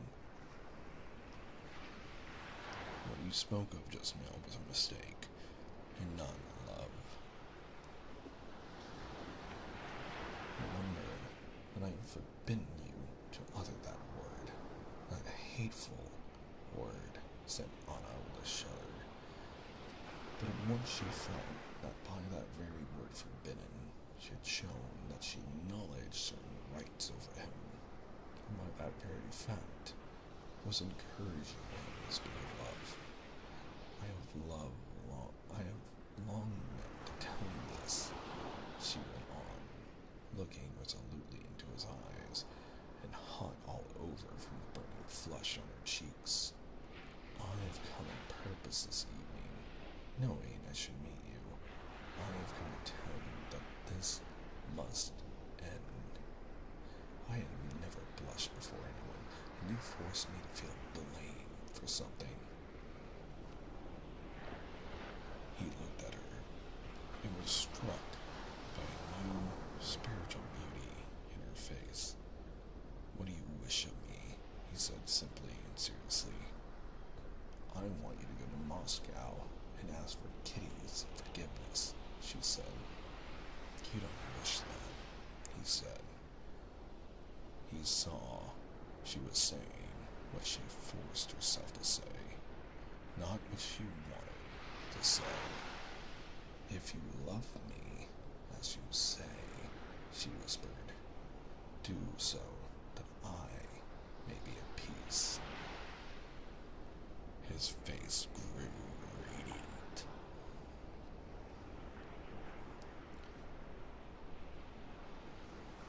Don't you know that you're all my life to me? But I know no peace, and I can't give it to you. All myself and love, yes? I can't think of even myself apart. You and I are one to me, and I see no chance before us of peace for me or for you. I see a chance of despair, of wretchedness, or I see a chance of bliss. What bliss? Can it be that there's no chance of it? He murmured with his lips, but she heard it. She strained every effort of her mind to say what ought to be said, but instead of that, she let her eyes rest on him, full of love, and made no answer.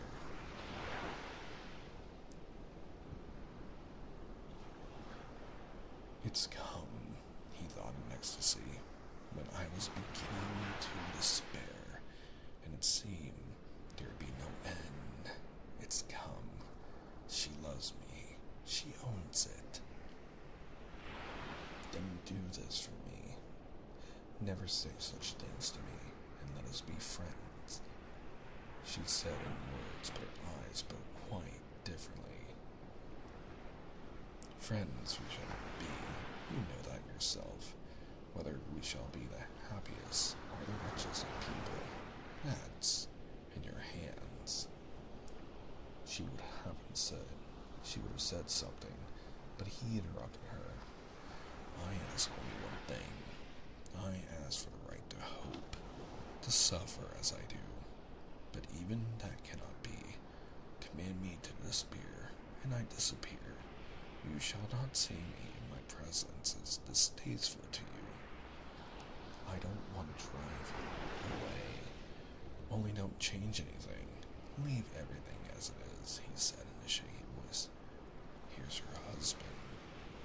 At that instant, Alexei Alexandrovich did in fact walk into the room with his calm, awkward gait. Glancing at his wife and Vronsky, he went up to the lady of the house, and sitting down for a cup of tea, began talking in his deliberate, always audible voice, in his habitual tone of banter, ridiculing someone. Your Ramberlet is in full conclave, he said, looking round at all the party, the Graces and the Muses.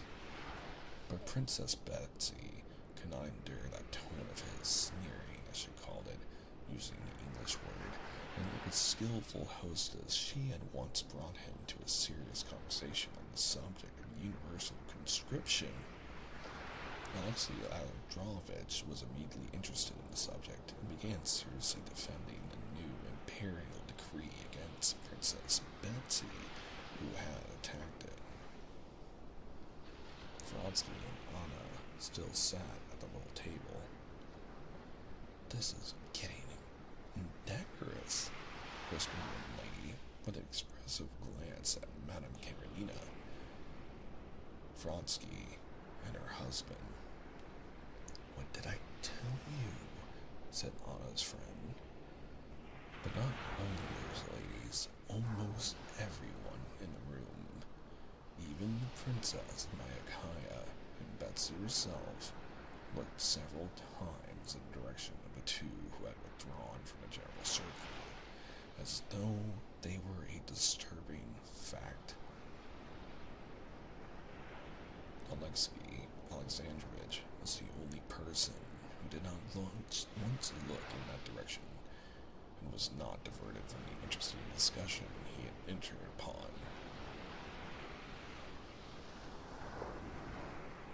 Noticing the disagreeable impression that was being made on everyone, Princess Betsy slipped someone else into her place to listen to Alexei Alexandrovich, and went up to Anna.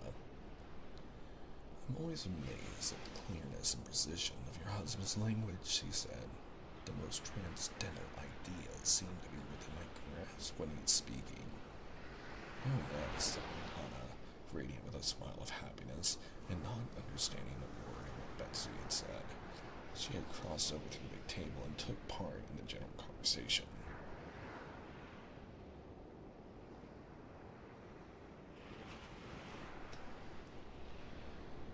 Alexei Alexandrovich, after staying half an hour, went up to his wife and suggested that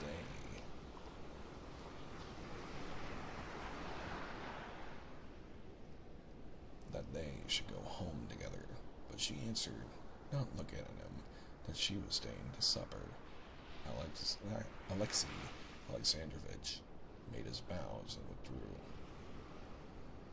The fat old Tata, Madame Karenina's coachman, was with difficulty holding one of her pair of greys, chilled with the cold and rooming at the entrance. A footman stood opening the carriage door. The hall porter stood holding open the door of the house.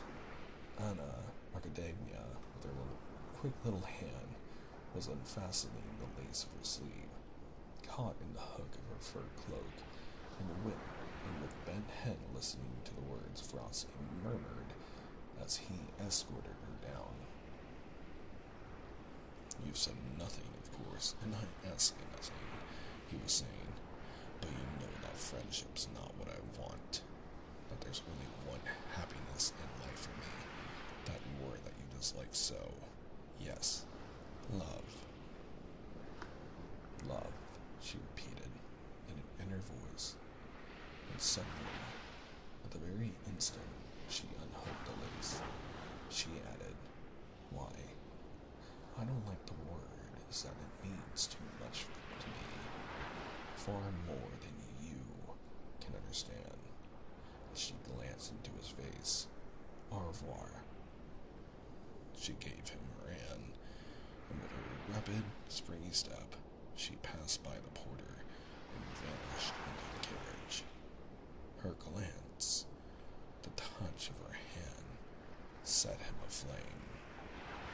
He kissed the palm of his hand where she had touched it, and went home, happy in a sense that he had gotten nearer to the attainment of his aims that evening than during the last 2 months.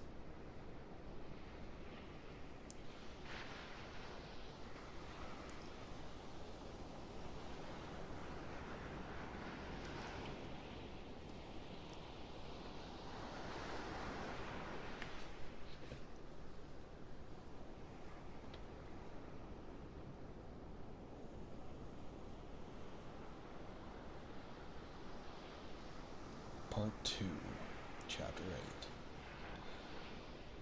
8. Alexei Alexandrovich had seen nothing striking or improper in the fact that his wife was sitting with Vronsky at a table apart in eager conversation with him about something, but he noticed that to the rest of the party this appeared something striking and improper, and for that reason it seemed to him too to be improper. He made up his mind that he must speak of it to his wife. On reaching home, Alexei Alexandrovich went to his study, as he usually did. He seated himself in his low chair, opened a book on the policy of the place where he laid it, the paper knife in it, and read till 1 o'clock, just as he usually did. But from time to time he rubbed his high forehead and shook his head, as though to drive away something. At his usual time, he got up and made his toilet for the night. Anna Karenina had not yet come in. With a book under his arm, he went upstairs, but this evening, instead of his usual thoughts and meditations upon official details, his thoughts were absorbed by his wife and something disagreeable connected with her. Contrary to his usual habit, he did not get into bed, but fell to walking up and down the rooms with his hands clasped behind his back. He could not go to bed, feeling that it was absolutely needful for him first to think thoroughly over the position that had just arisen. When Alexei Alexandrovich had made up his mind that he must talk to his wife about it, it had seemed a very easy and simple matter. But now, when he began to think over the question that had just presented itself, it seemed to him very complicated and difficult. Alexei Alexandrovich was not jealous. Jealousy, according to his notions, was an insult to one's wife, and one ought to have confidence in one's wife. Why one ought to have confidence, that is to say, complete conviction that his young wife would always love him, he did not ask himself, but he had no experience of lack of confidence.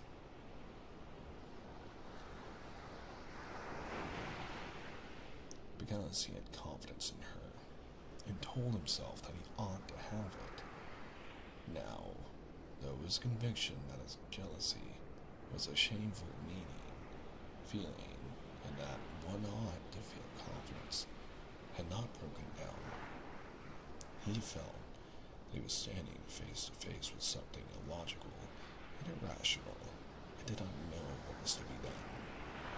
Alexei Alexandrovich was standing face to face with life, with the possibility of his wife's loving someone other than himself, and this seemed to him very irrational and incomprehensible because it was life itself. All his life, Alexei Alexandrovich had lived and worked in official spheres, having to do with the reflection of life, and every time he'd stumbled against life itself, he had shrunk away from it. Now he experienced a feeling akin to that of a man who, while calmly crossing a precipice by a bridge, should suddenly discover that the bridge is broken, and that there is a chasm below. That chasm was life itself, the bridge, that artificial life in which Alexei Alexandrovich had lived. For the first time, the question presented itself to him of the possibility of his wife's loving someone else, and he was horrified at it.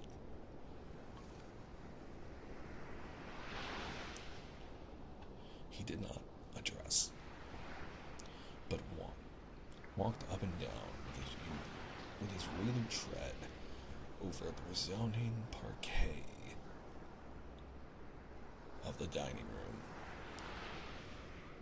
where one lamp was burning, over the carpet of the dark drawing room, in which the light was reflected on the big new portrait of himself hanging over the sofa, and across her boudoir, where 2 candles burned.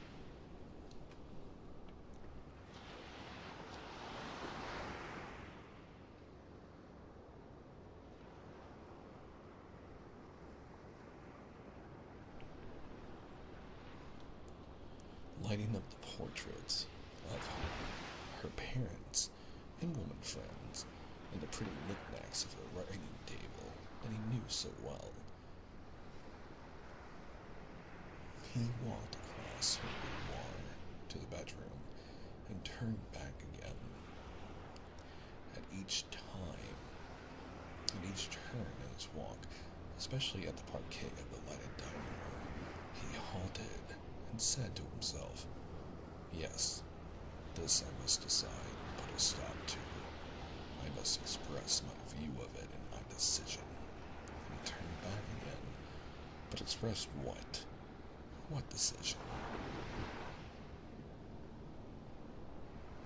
He said to himself in the drawing room, and he found no reply, for after all, he asked himself before turning into the boudoir, what has occurred? Nothing. She was talking a long while with him, but what of that?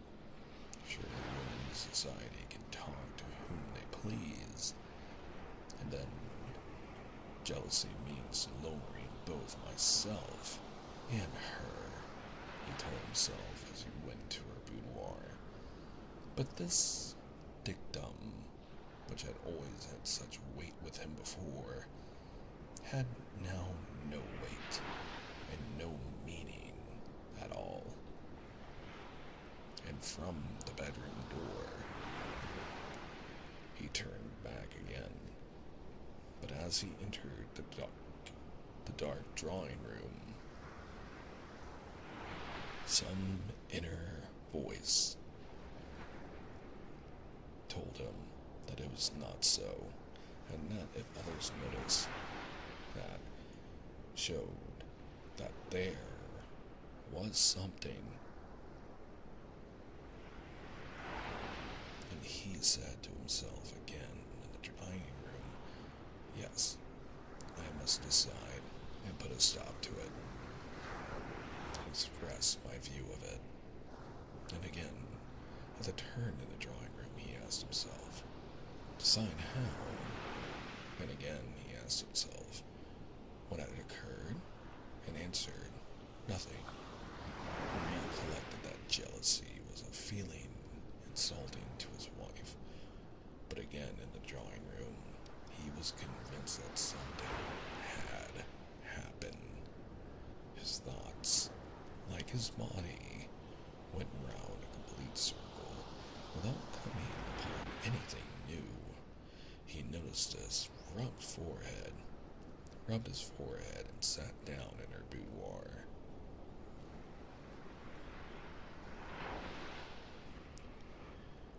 There, looking with a malachite blotting case, was lying at the top an unfinished letter.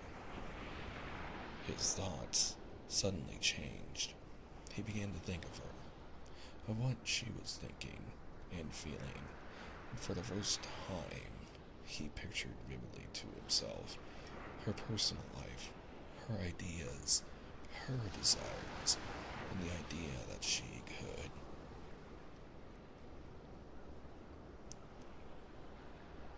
that she could and should have a separate life of her own seemed to him so alarming that he made haste to dispel it.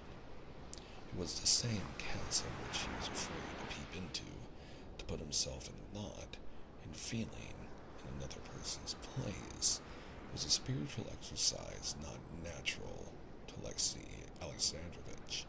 He looked on his spiritual exercise as a harmful, dangerous abuse of the fancy.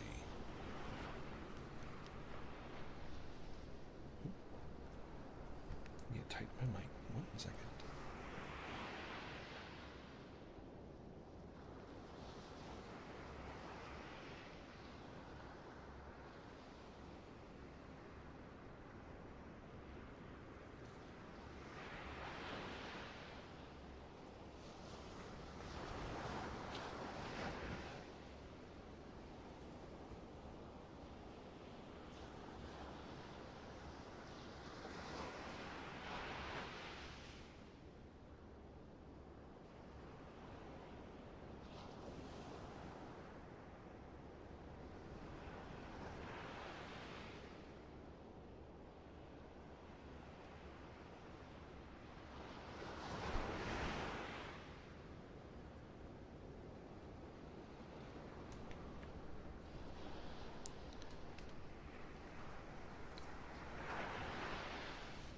And worst of it all, thought he, was that just now, at the very moment when my great work is approaching completion, he was thinking of the project he was bringing forward at the time. But I stand in need of all my mental peace and all my energies. Just now this stupid worry should fall foul of me. But what's to be done? I'm not one of those men who submit to uneasiness and worry without having the force of character to face them.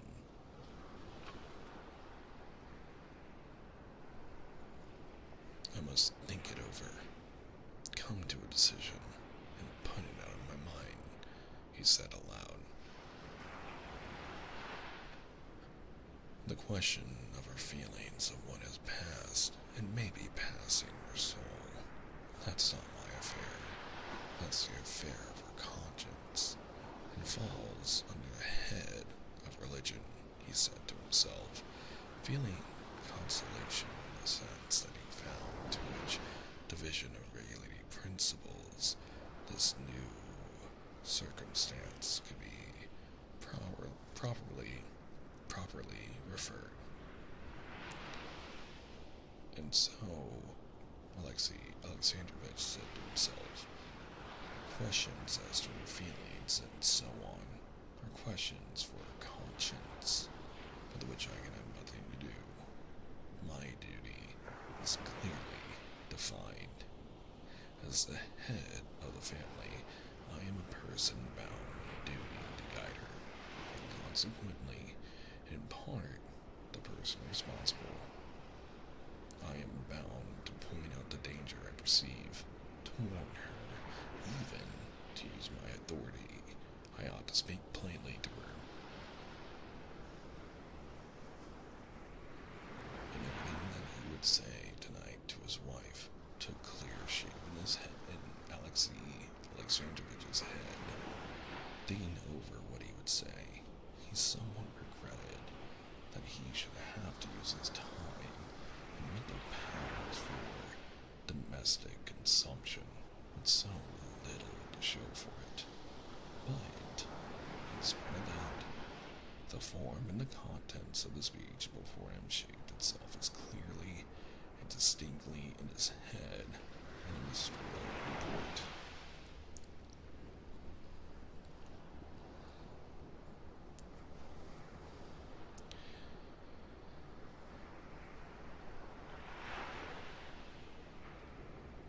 I must say, and express fully the following points. First, exposition of the value to be attached to public opinion and to decorum. Secondly, exposition of religious significance in marriage. Thirdly, if need be, reference to calamity possibly ensuing to her son.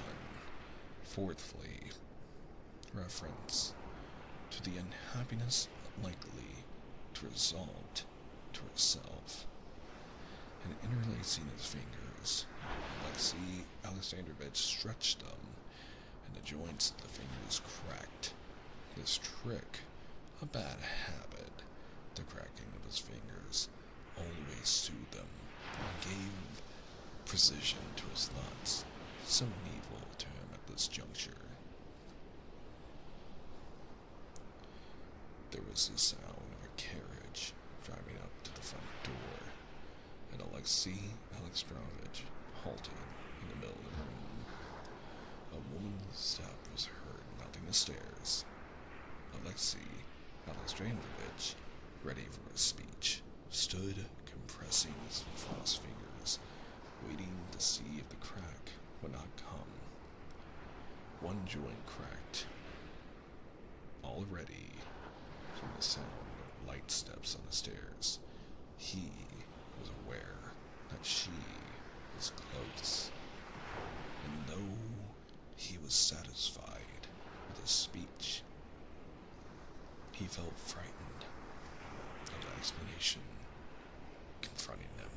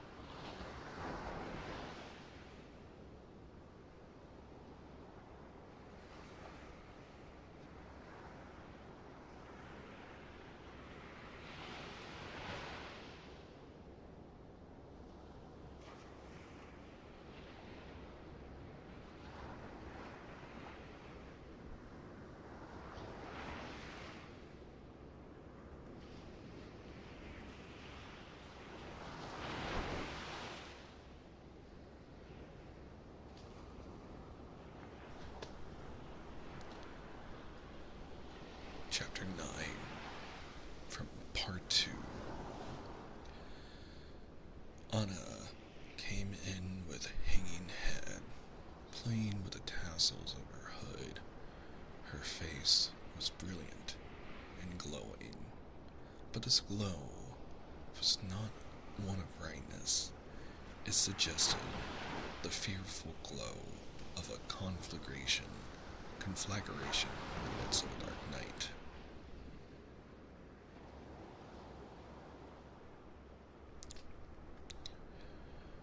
On seeing her husband, Anna raised her head and smiled, as though she had just waked up. "You're not in bed? What a wonder," she said, letting fall her hood, and without stopping, she went on into the dressing room.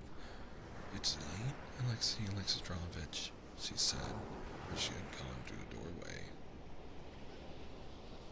"Anna, it's necessary for me to talk with you." "With me?" she said, wonderingly.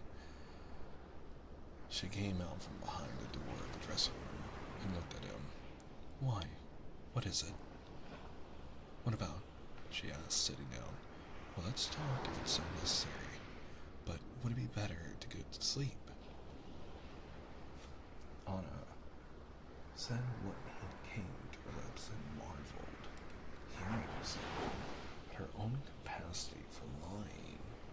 How simple, how natural were her words, and how likely that she was simply sleepy. She felt herself clad in impenetrable armor of falsehood. She felt that some unseen force had come to her aid and was supporting her. "Anna, I must warn you," he began. "Warn me?" she said. "Of what?" She looked at him so simply, so brightly, that anyone who did not know her as her husband knew her could not have noticed anything unnatural, either in the sound or the sense of her words, but to him, knowing her, knowing that whenever he went to bed 5 minutes later than usual, she noticed it and asked the reason. To him, knowing that every joy, every pleasure and pain that she felt, she communicated to him in words. To him, now to see that she did not care to notice his state of mind, that she did not care to say a word about herself, meant a great deal. He saw that the inmost recesses of her soul, that had always hitherto lain open before him, were closed against him. More than that, he saw from her tone that she was not even perturbed at that. But as it were said straight out to him, yes, it shut up, and so it must be, and it will be, in future. Now, he experienced a feeling such a man might have, returning home and finding his own home locked up. But perhaps the key may yet be found, thought Alexandrovich. I want to warn you, he said in a low voice, that through thoughtlessness and lack of caution, you may cause yourself to be talked about in society. Your too animated conversation this evening with Count Vronsky, he enunciated the name firmly and with deliberate emphasis, attracted attention. He talked and looked at her laughing eyes, which frightened him now with their impenetrable look, and as he talked, he felt all the uselessness and idleness of his words. You're always like that, she answered, as though completely misapprehending him, and of all he had said, only taking the last phrase. One time you don't like my being dull, another time you don't like my being lively. I wasn't dull. Does that offend you? Alexandrovich shivered and bent his hands to make the joints crack. Oh, please don't do that. I do so dislike it, she said. Anna, is this you? Said Alexandrovich, quietly making an effort over himself and restraining the motion of his fingers. Pausing. What's sad is that I understand his pain. That calm, the need to have faith, but to bring a point to a loved one weighs heavy on the heart in many ways. Continuing the story now.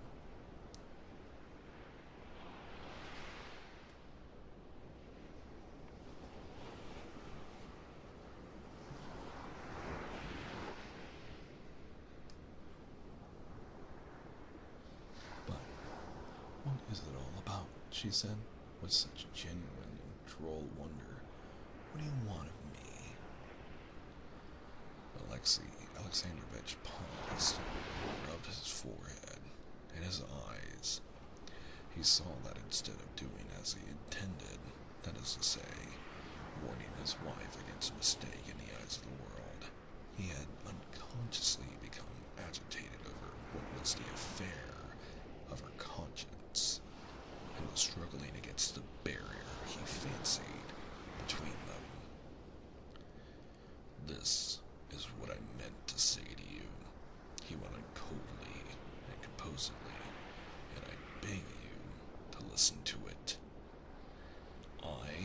Consider jealousy, as you know, a humiliating and degrading feeling, and I shall never allow myself to be influenced by it. But there are certain rules of decorum which cannot be disregarded with impunity. This evening, it was not I observed it, but judging by the impression made on the company, everyone observed that your conduct and deportment were not altogether what could be desired.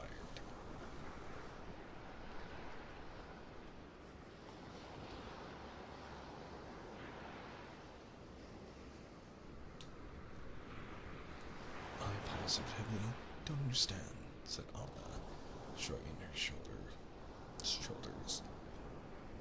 He doesn't care, she thought, but other people noticed it, and that's what upsets him.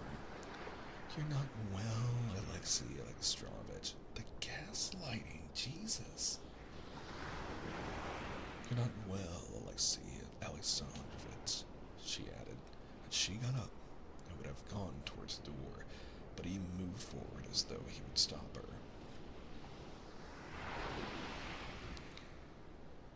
His face was ugly and forbidding, as Anna had never seen him. She stopped, and bending her head back on one side, began with a rapid hand taking out her hairpins.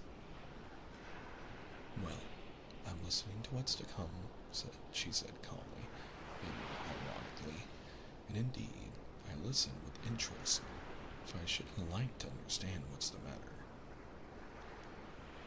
She spoke and marveled at the confident, calm, and natural tone in which she was speaking, and the choice of the words she used.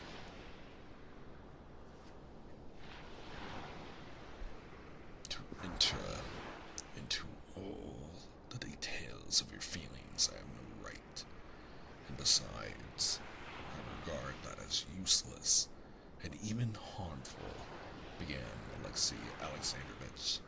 Ferreting in one's soul, one often ferrets out something that might have lain there unnoticed. Your feelings are an affair of your own conscience, but I am in duty bound to you, to myself, and to God, to point out to you your duties. Our life has been joined, not by man, but by God.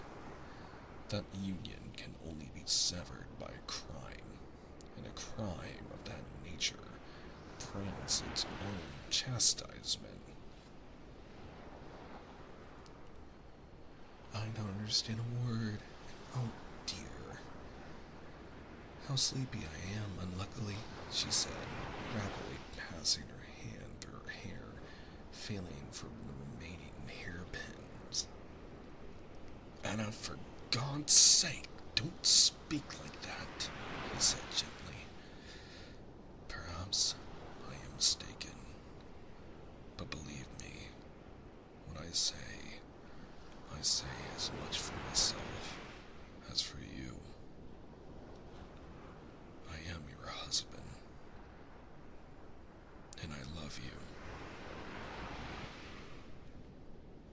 For an instant, her face fell, and the mocking gleam in her eyes died away. But the word love threw her into revolt again. She thought, love? Can he love? If he hadn't heard there was such a thing as love, he would have never used the word. He doesn't even know what love is. Alexei Alexandrovich, really, I don't understand, she said. Define it as you find. Pardon me, let me say all I have to say. I love you, but I'm not speaking of myself. The most important persons in this matter are our son and yourself. It may very well be, I repeat,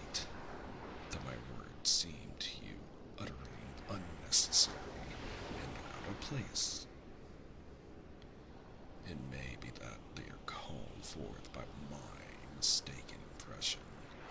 In that case, I beg you to forgive me.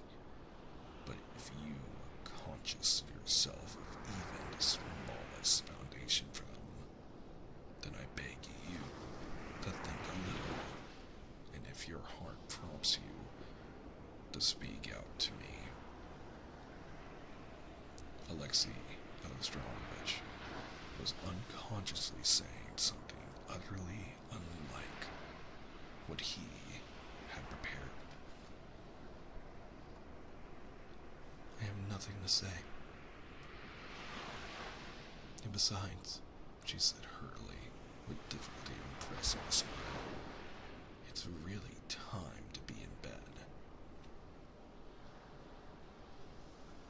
Alexei Alexandrovich sighed, and without saying more, went into the bedroom. When she came into the bedroom, he was already in bed. His lips were sternly compressed, and his eyes looked away from her. Anna got into her bed and lay expecting every minute that he would begin to speak to her again. She both feared his speaking and wished for it, but he was silent. She waited for a long while without moving, and had forgotten about him. She thought of that other. She pictured him, and felt how her heart was flooded with emotion and guilty delight at the thought of him.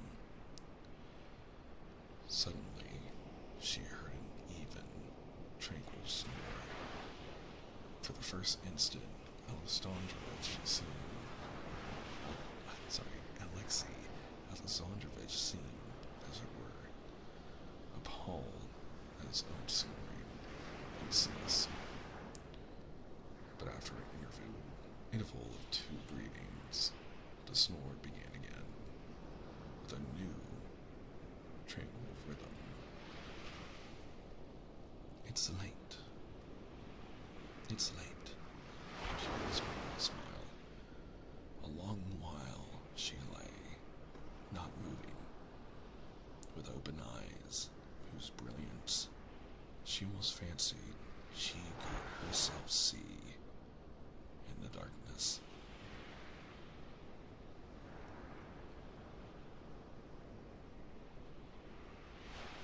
Narrator's note. The story of Anna Karenina has often been lauded as a tragically beautiful, raw viewing of what, even to this day, modern day marriages,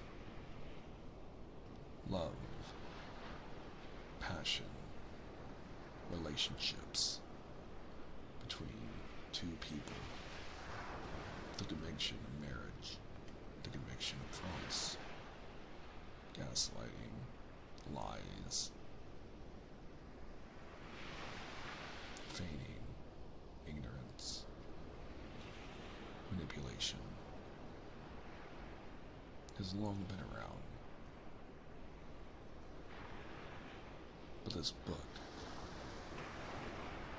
especially in my own reading, very does clearly paint a horrifically beautiful, tragic, disgusting, but human iteration of the cracking and rupture of a relationship when cheating is involved. Emotional or physical, it begins somewhere. In this chapter, this appeal of the husband trying to, in faith, fully believe and have faith in the promise that was made between him and her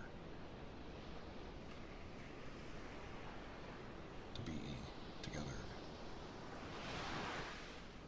And then, at the same time, with full faith that she herself completely understands and holds and relies on that same faith and promise to not be held accountable for the guilty pleasure that the other, her husband, does not know about, that she has for the other man. And even though, in this moment, in all the world, she is still innocent and therefore goes to sleep, it's amazing how I believe every viewer, although I myself, being personally having had experience in an account like this, can recognize this was the first of many cracks that will ultimately lead to the marked tragedy of why the story was written. And it strikes to the core. See the beautiful trust of love, but at the same time, how it can still be taken for granted. I pray for everyone that you do not ever have to suffer from a pull or tension like this. With that being said, I'm going to take a quick sip of water and then we'll continue.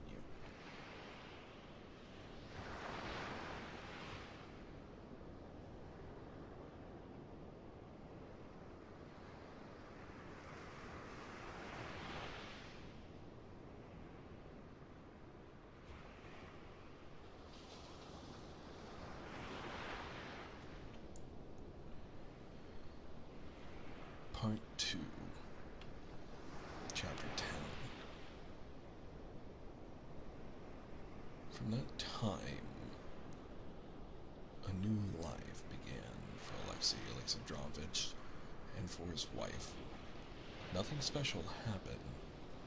Anna went out into society as she had always done. It was particularly often at Princess Betsy's and met Vronsky everywhere. Alexei Alexandrovich saw this, but could do nothing. All his efforts to draw her into open discussion, she confronted with a barrier which he could not penetrate, made up of a sort of amused perplexity. Outwardly, everything was the same, but their inner relations were completely changed. Alexei Alexandrovich, a man of great power in the world of politics, felt himself helpless in this.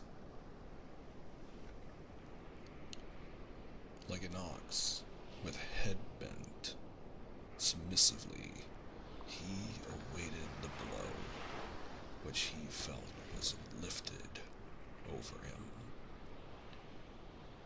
Every time he began to think about it, he felt that he must try once more, that by kindness, tenderness, and persuasion, there was still hope of saving her, of bringing her back to herself. And every day he made ready to talk to her, but every time he began talking to her, he felt that spirit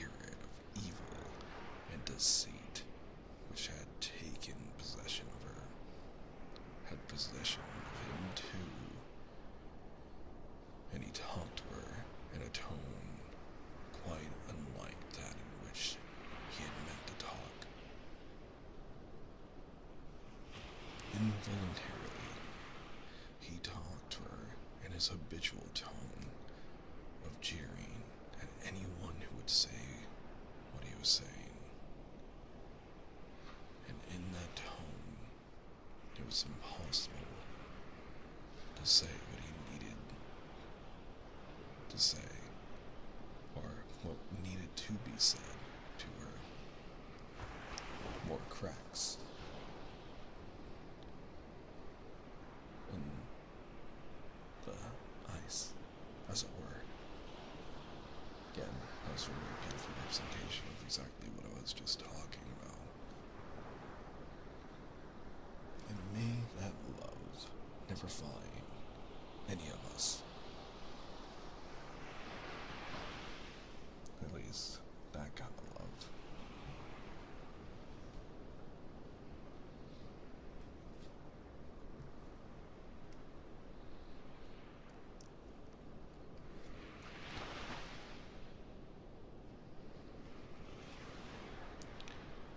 Chapter 11, Part 2.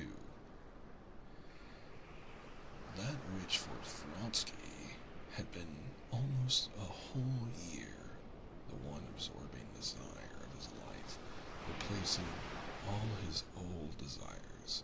That which for Anna had been an impossible, terrible, and even for that reason more entrancing dream of bliss. That desire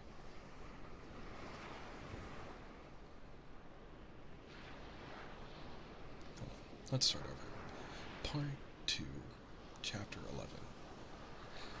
That which for Fronsky had been almost a whole year the one absorbing desire of his life, replacing all his old desires. That which for Anna had been an impossible, terrible, and even for that reason, more entrancing dream of bliss. That desire had been fulfilled. He stood before her, pale, his lower jaw quivering, and besought her to be calm, not knowing how or why. Anna, he said with a choking voice. Anna, for pity's sake. But the louder he spoke, the lower she dropped her once proud and gay, now shame-stricken head, and she bowed down and sank from the sofa where she was sitting down on the floor at his feet. She would have fallen on the carpet if he had not held her. My God, forgive me, she said, sobbing, pressing his hands to her bosom.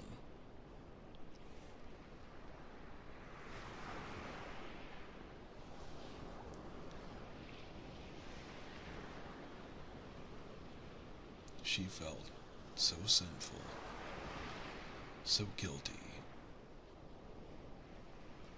that nothing was left her but to humiliate herself and beg forgiveness.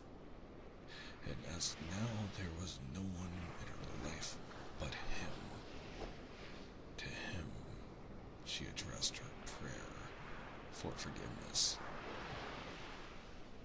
Looking at him, she had a physical sense of her humiliation, and she could say nothing more. He felt what a murderer must feel when he sees the body he has robbed of life, that body robbed by him of life. Was their love the first stage of their love? There was something awful, revolting, in the memory of what had been bought at this fearful price of shame.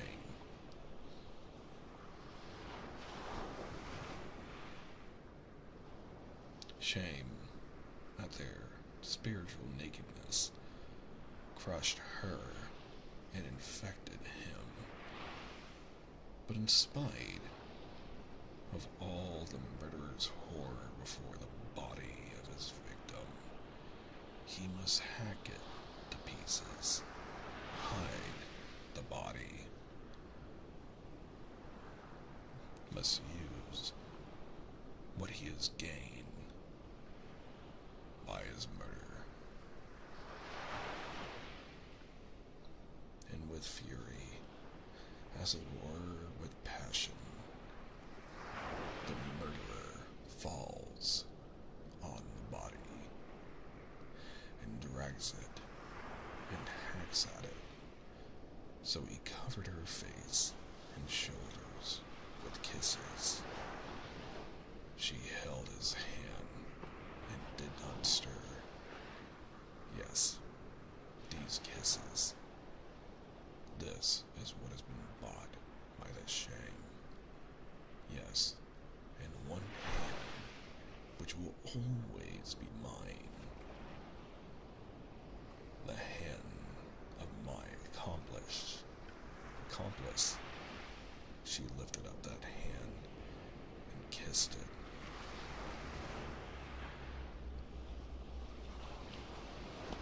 He sank on his knees and tried to see her face, but she hid it and said nothing. At last, as though making an effort over herself, she got up and pushed him away. Her face was still as beautiful, but it was only the more pitiful for that. All is over, she said. I have nothing but you. Remember that. I can never forget what is my whole life for one instant of this happiness. Happiness, she said with horror and loathing, and her horror unconsciously infected him. For pity's sake, not a word more. She rose quickly and moved away from him. Not a word more, she repeated, and with a look of chill despair, incomprehensible to him, she parted from him. She felt that at the moment she could not put into words the sense of shame, of rapture, and of horror at the stepping into a new life. And she did not want to speak of it, to vulgarize this feeling by inappropriate words. But later too, and the next day, and the third day, she still found no words in which she could express the complexity of her feelings. Indeed, she could not even find thoughts in which she could clearly think out all that was in her soul.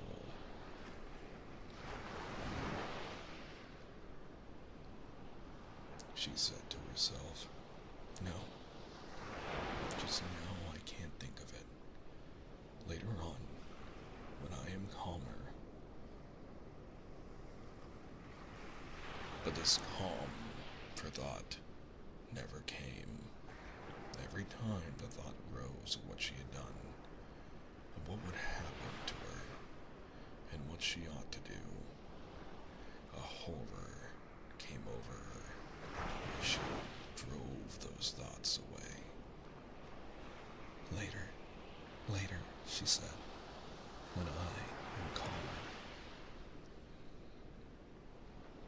But in dreams, when she had no control of her thoughts, her position presented itself to her in all its hideous nakedness.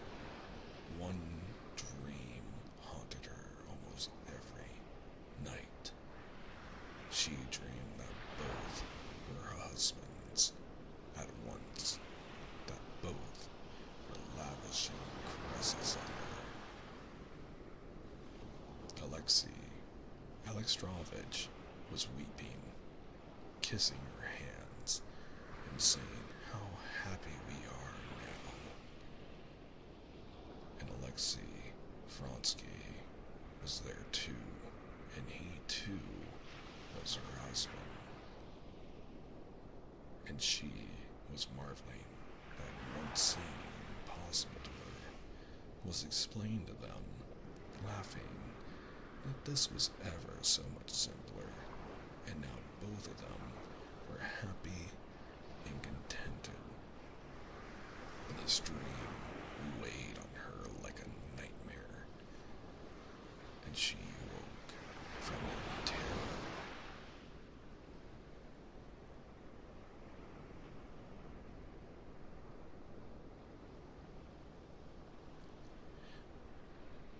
Narrator's note.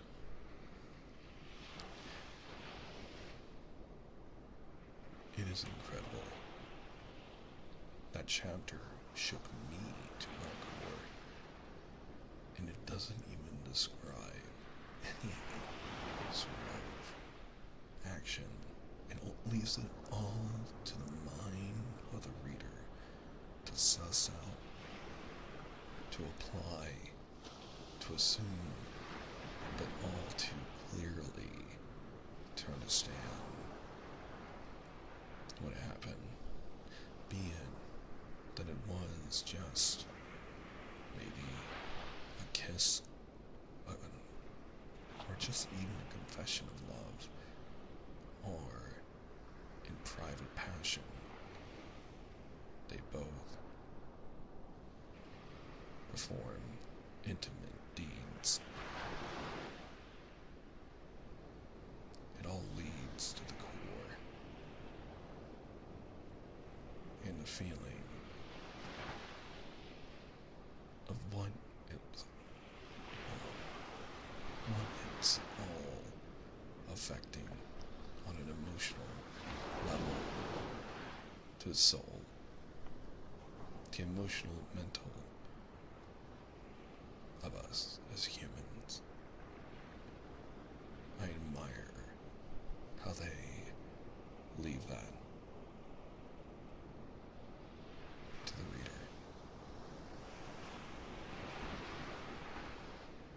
And that, dear reader, is where we will leave the story tonight. When we return, we will begin at part 2, chapter 12, and it seems from reading here that we will rejoin the story with Levin, which for me feels like at once a relief to shift perspective, but all at the same time.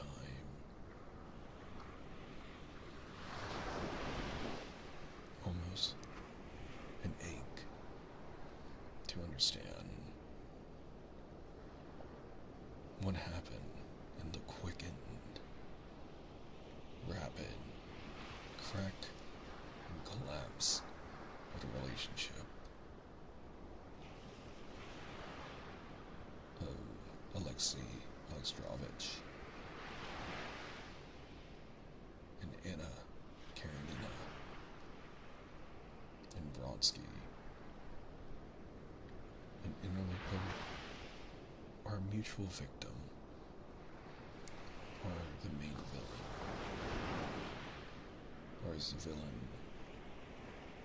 the lack of communication between or acceptance of each other's needs all at once.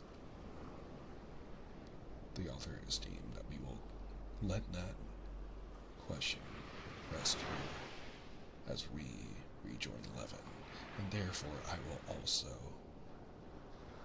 let that part of the story rest for us until we return Thursday at 9 p.m. Eastern Standard Time for more cozy bedtime ASMR. If you were missed out on the rest of the story to find out how we got into this predicament, all VODs of all previous readings are located in the ASMR playlist, along with other readings of The Wizard of Oz, Alice in Wonderland, and the oh-so-tragic story of Peter and Wendy. All very heavy readings, I assure you. Thank you, you two, for spending time with us tonight. And we will see you tomorrow, everyone, as well, for Love in Deep Space.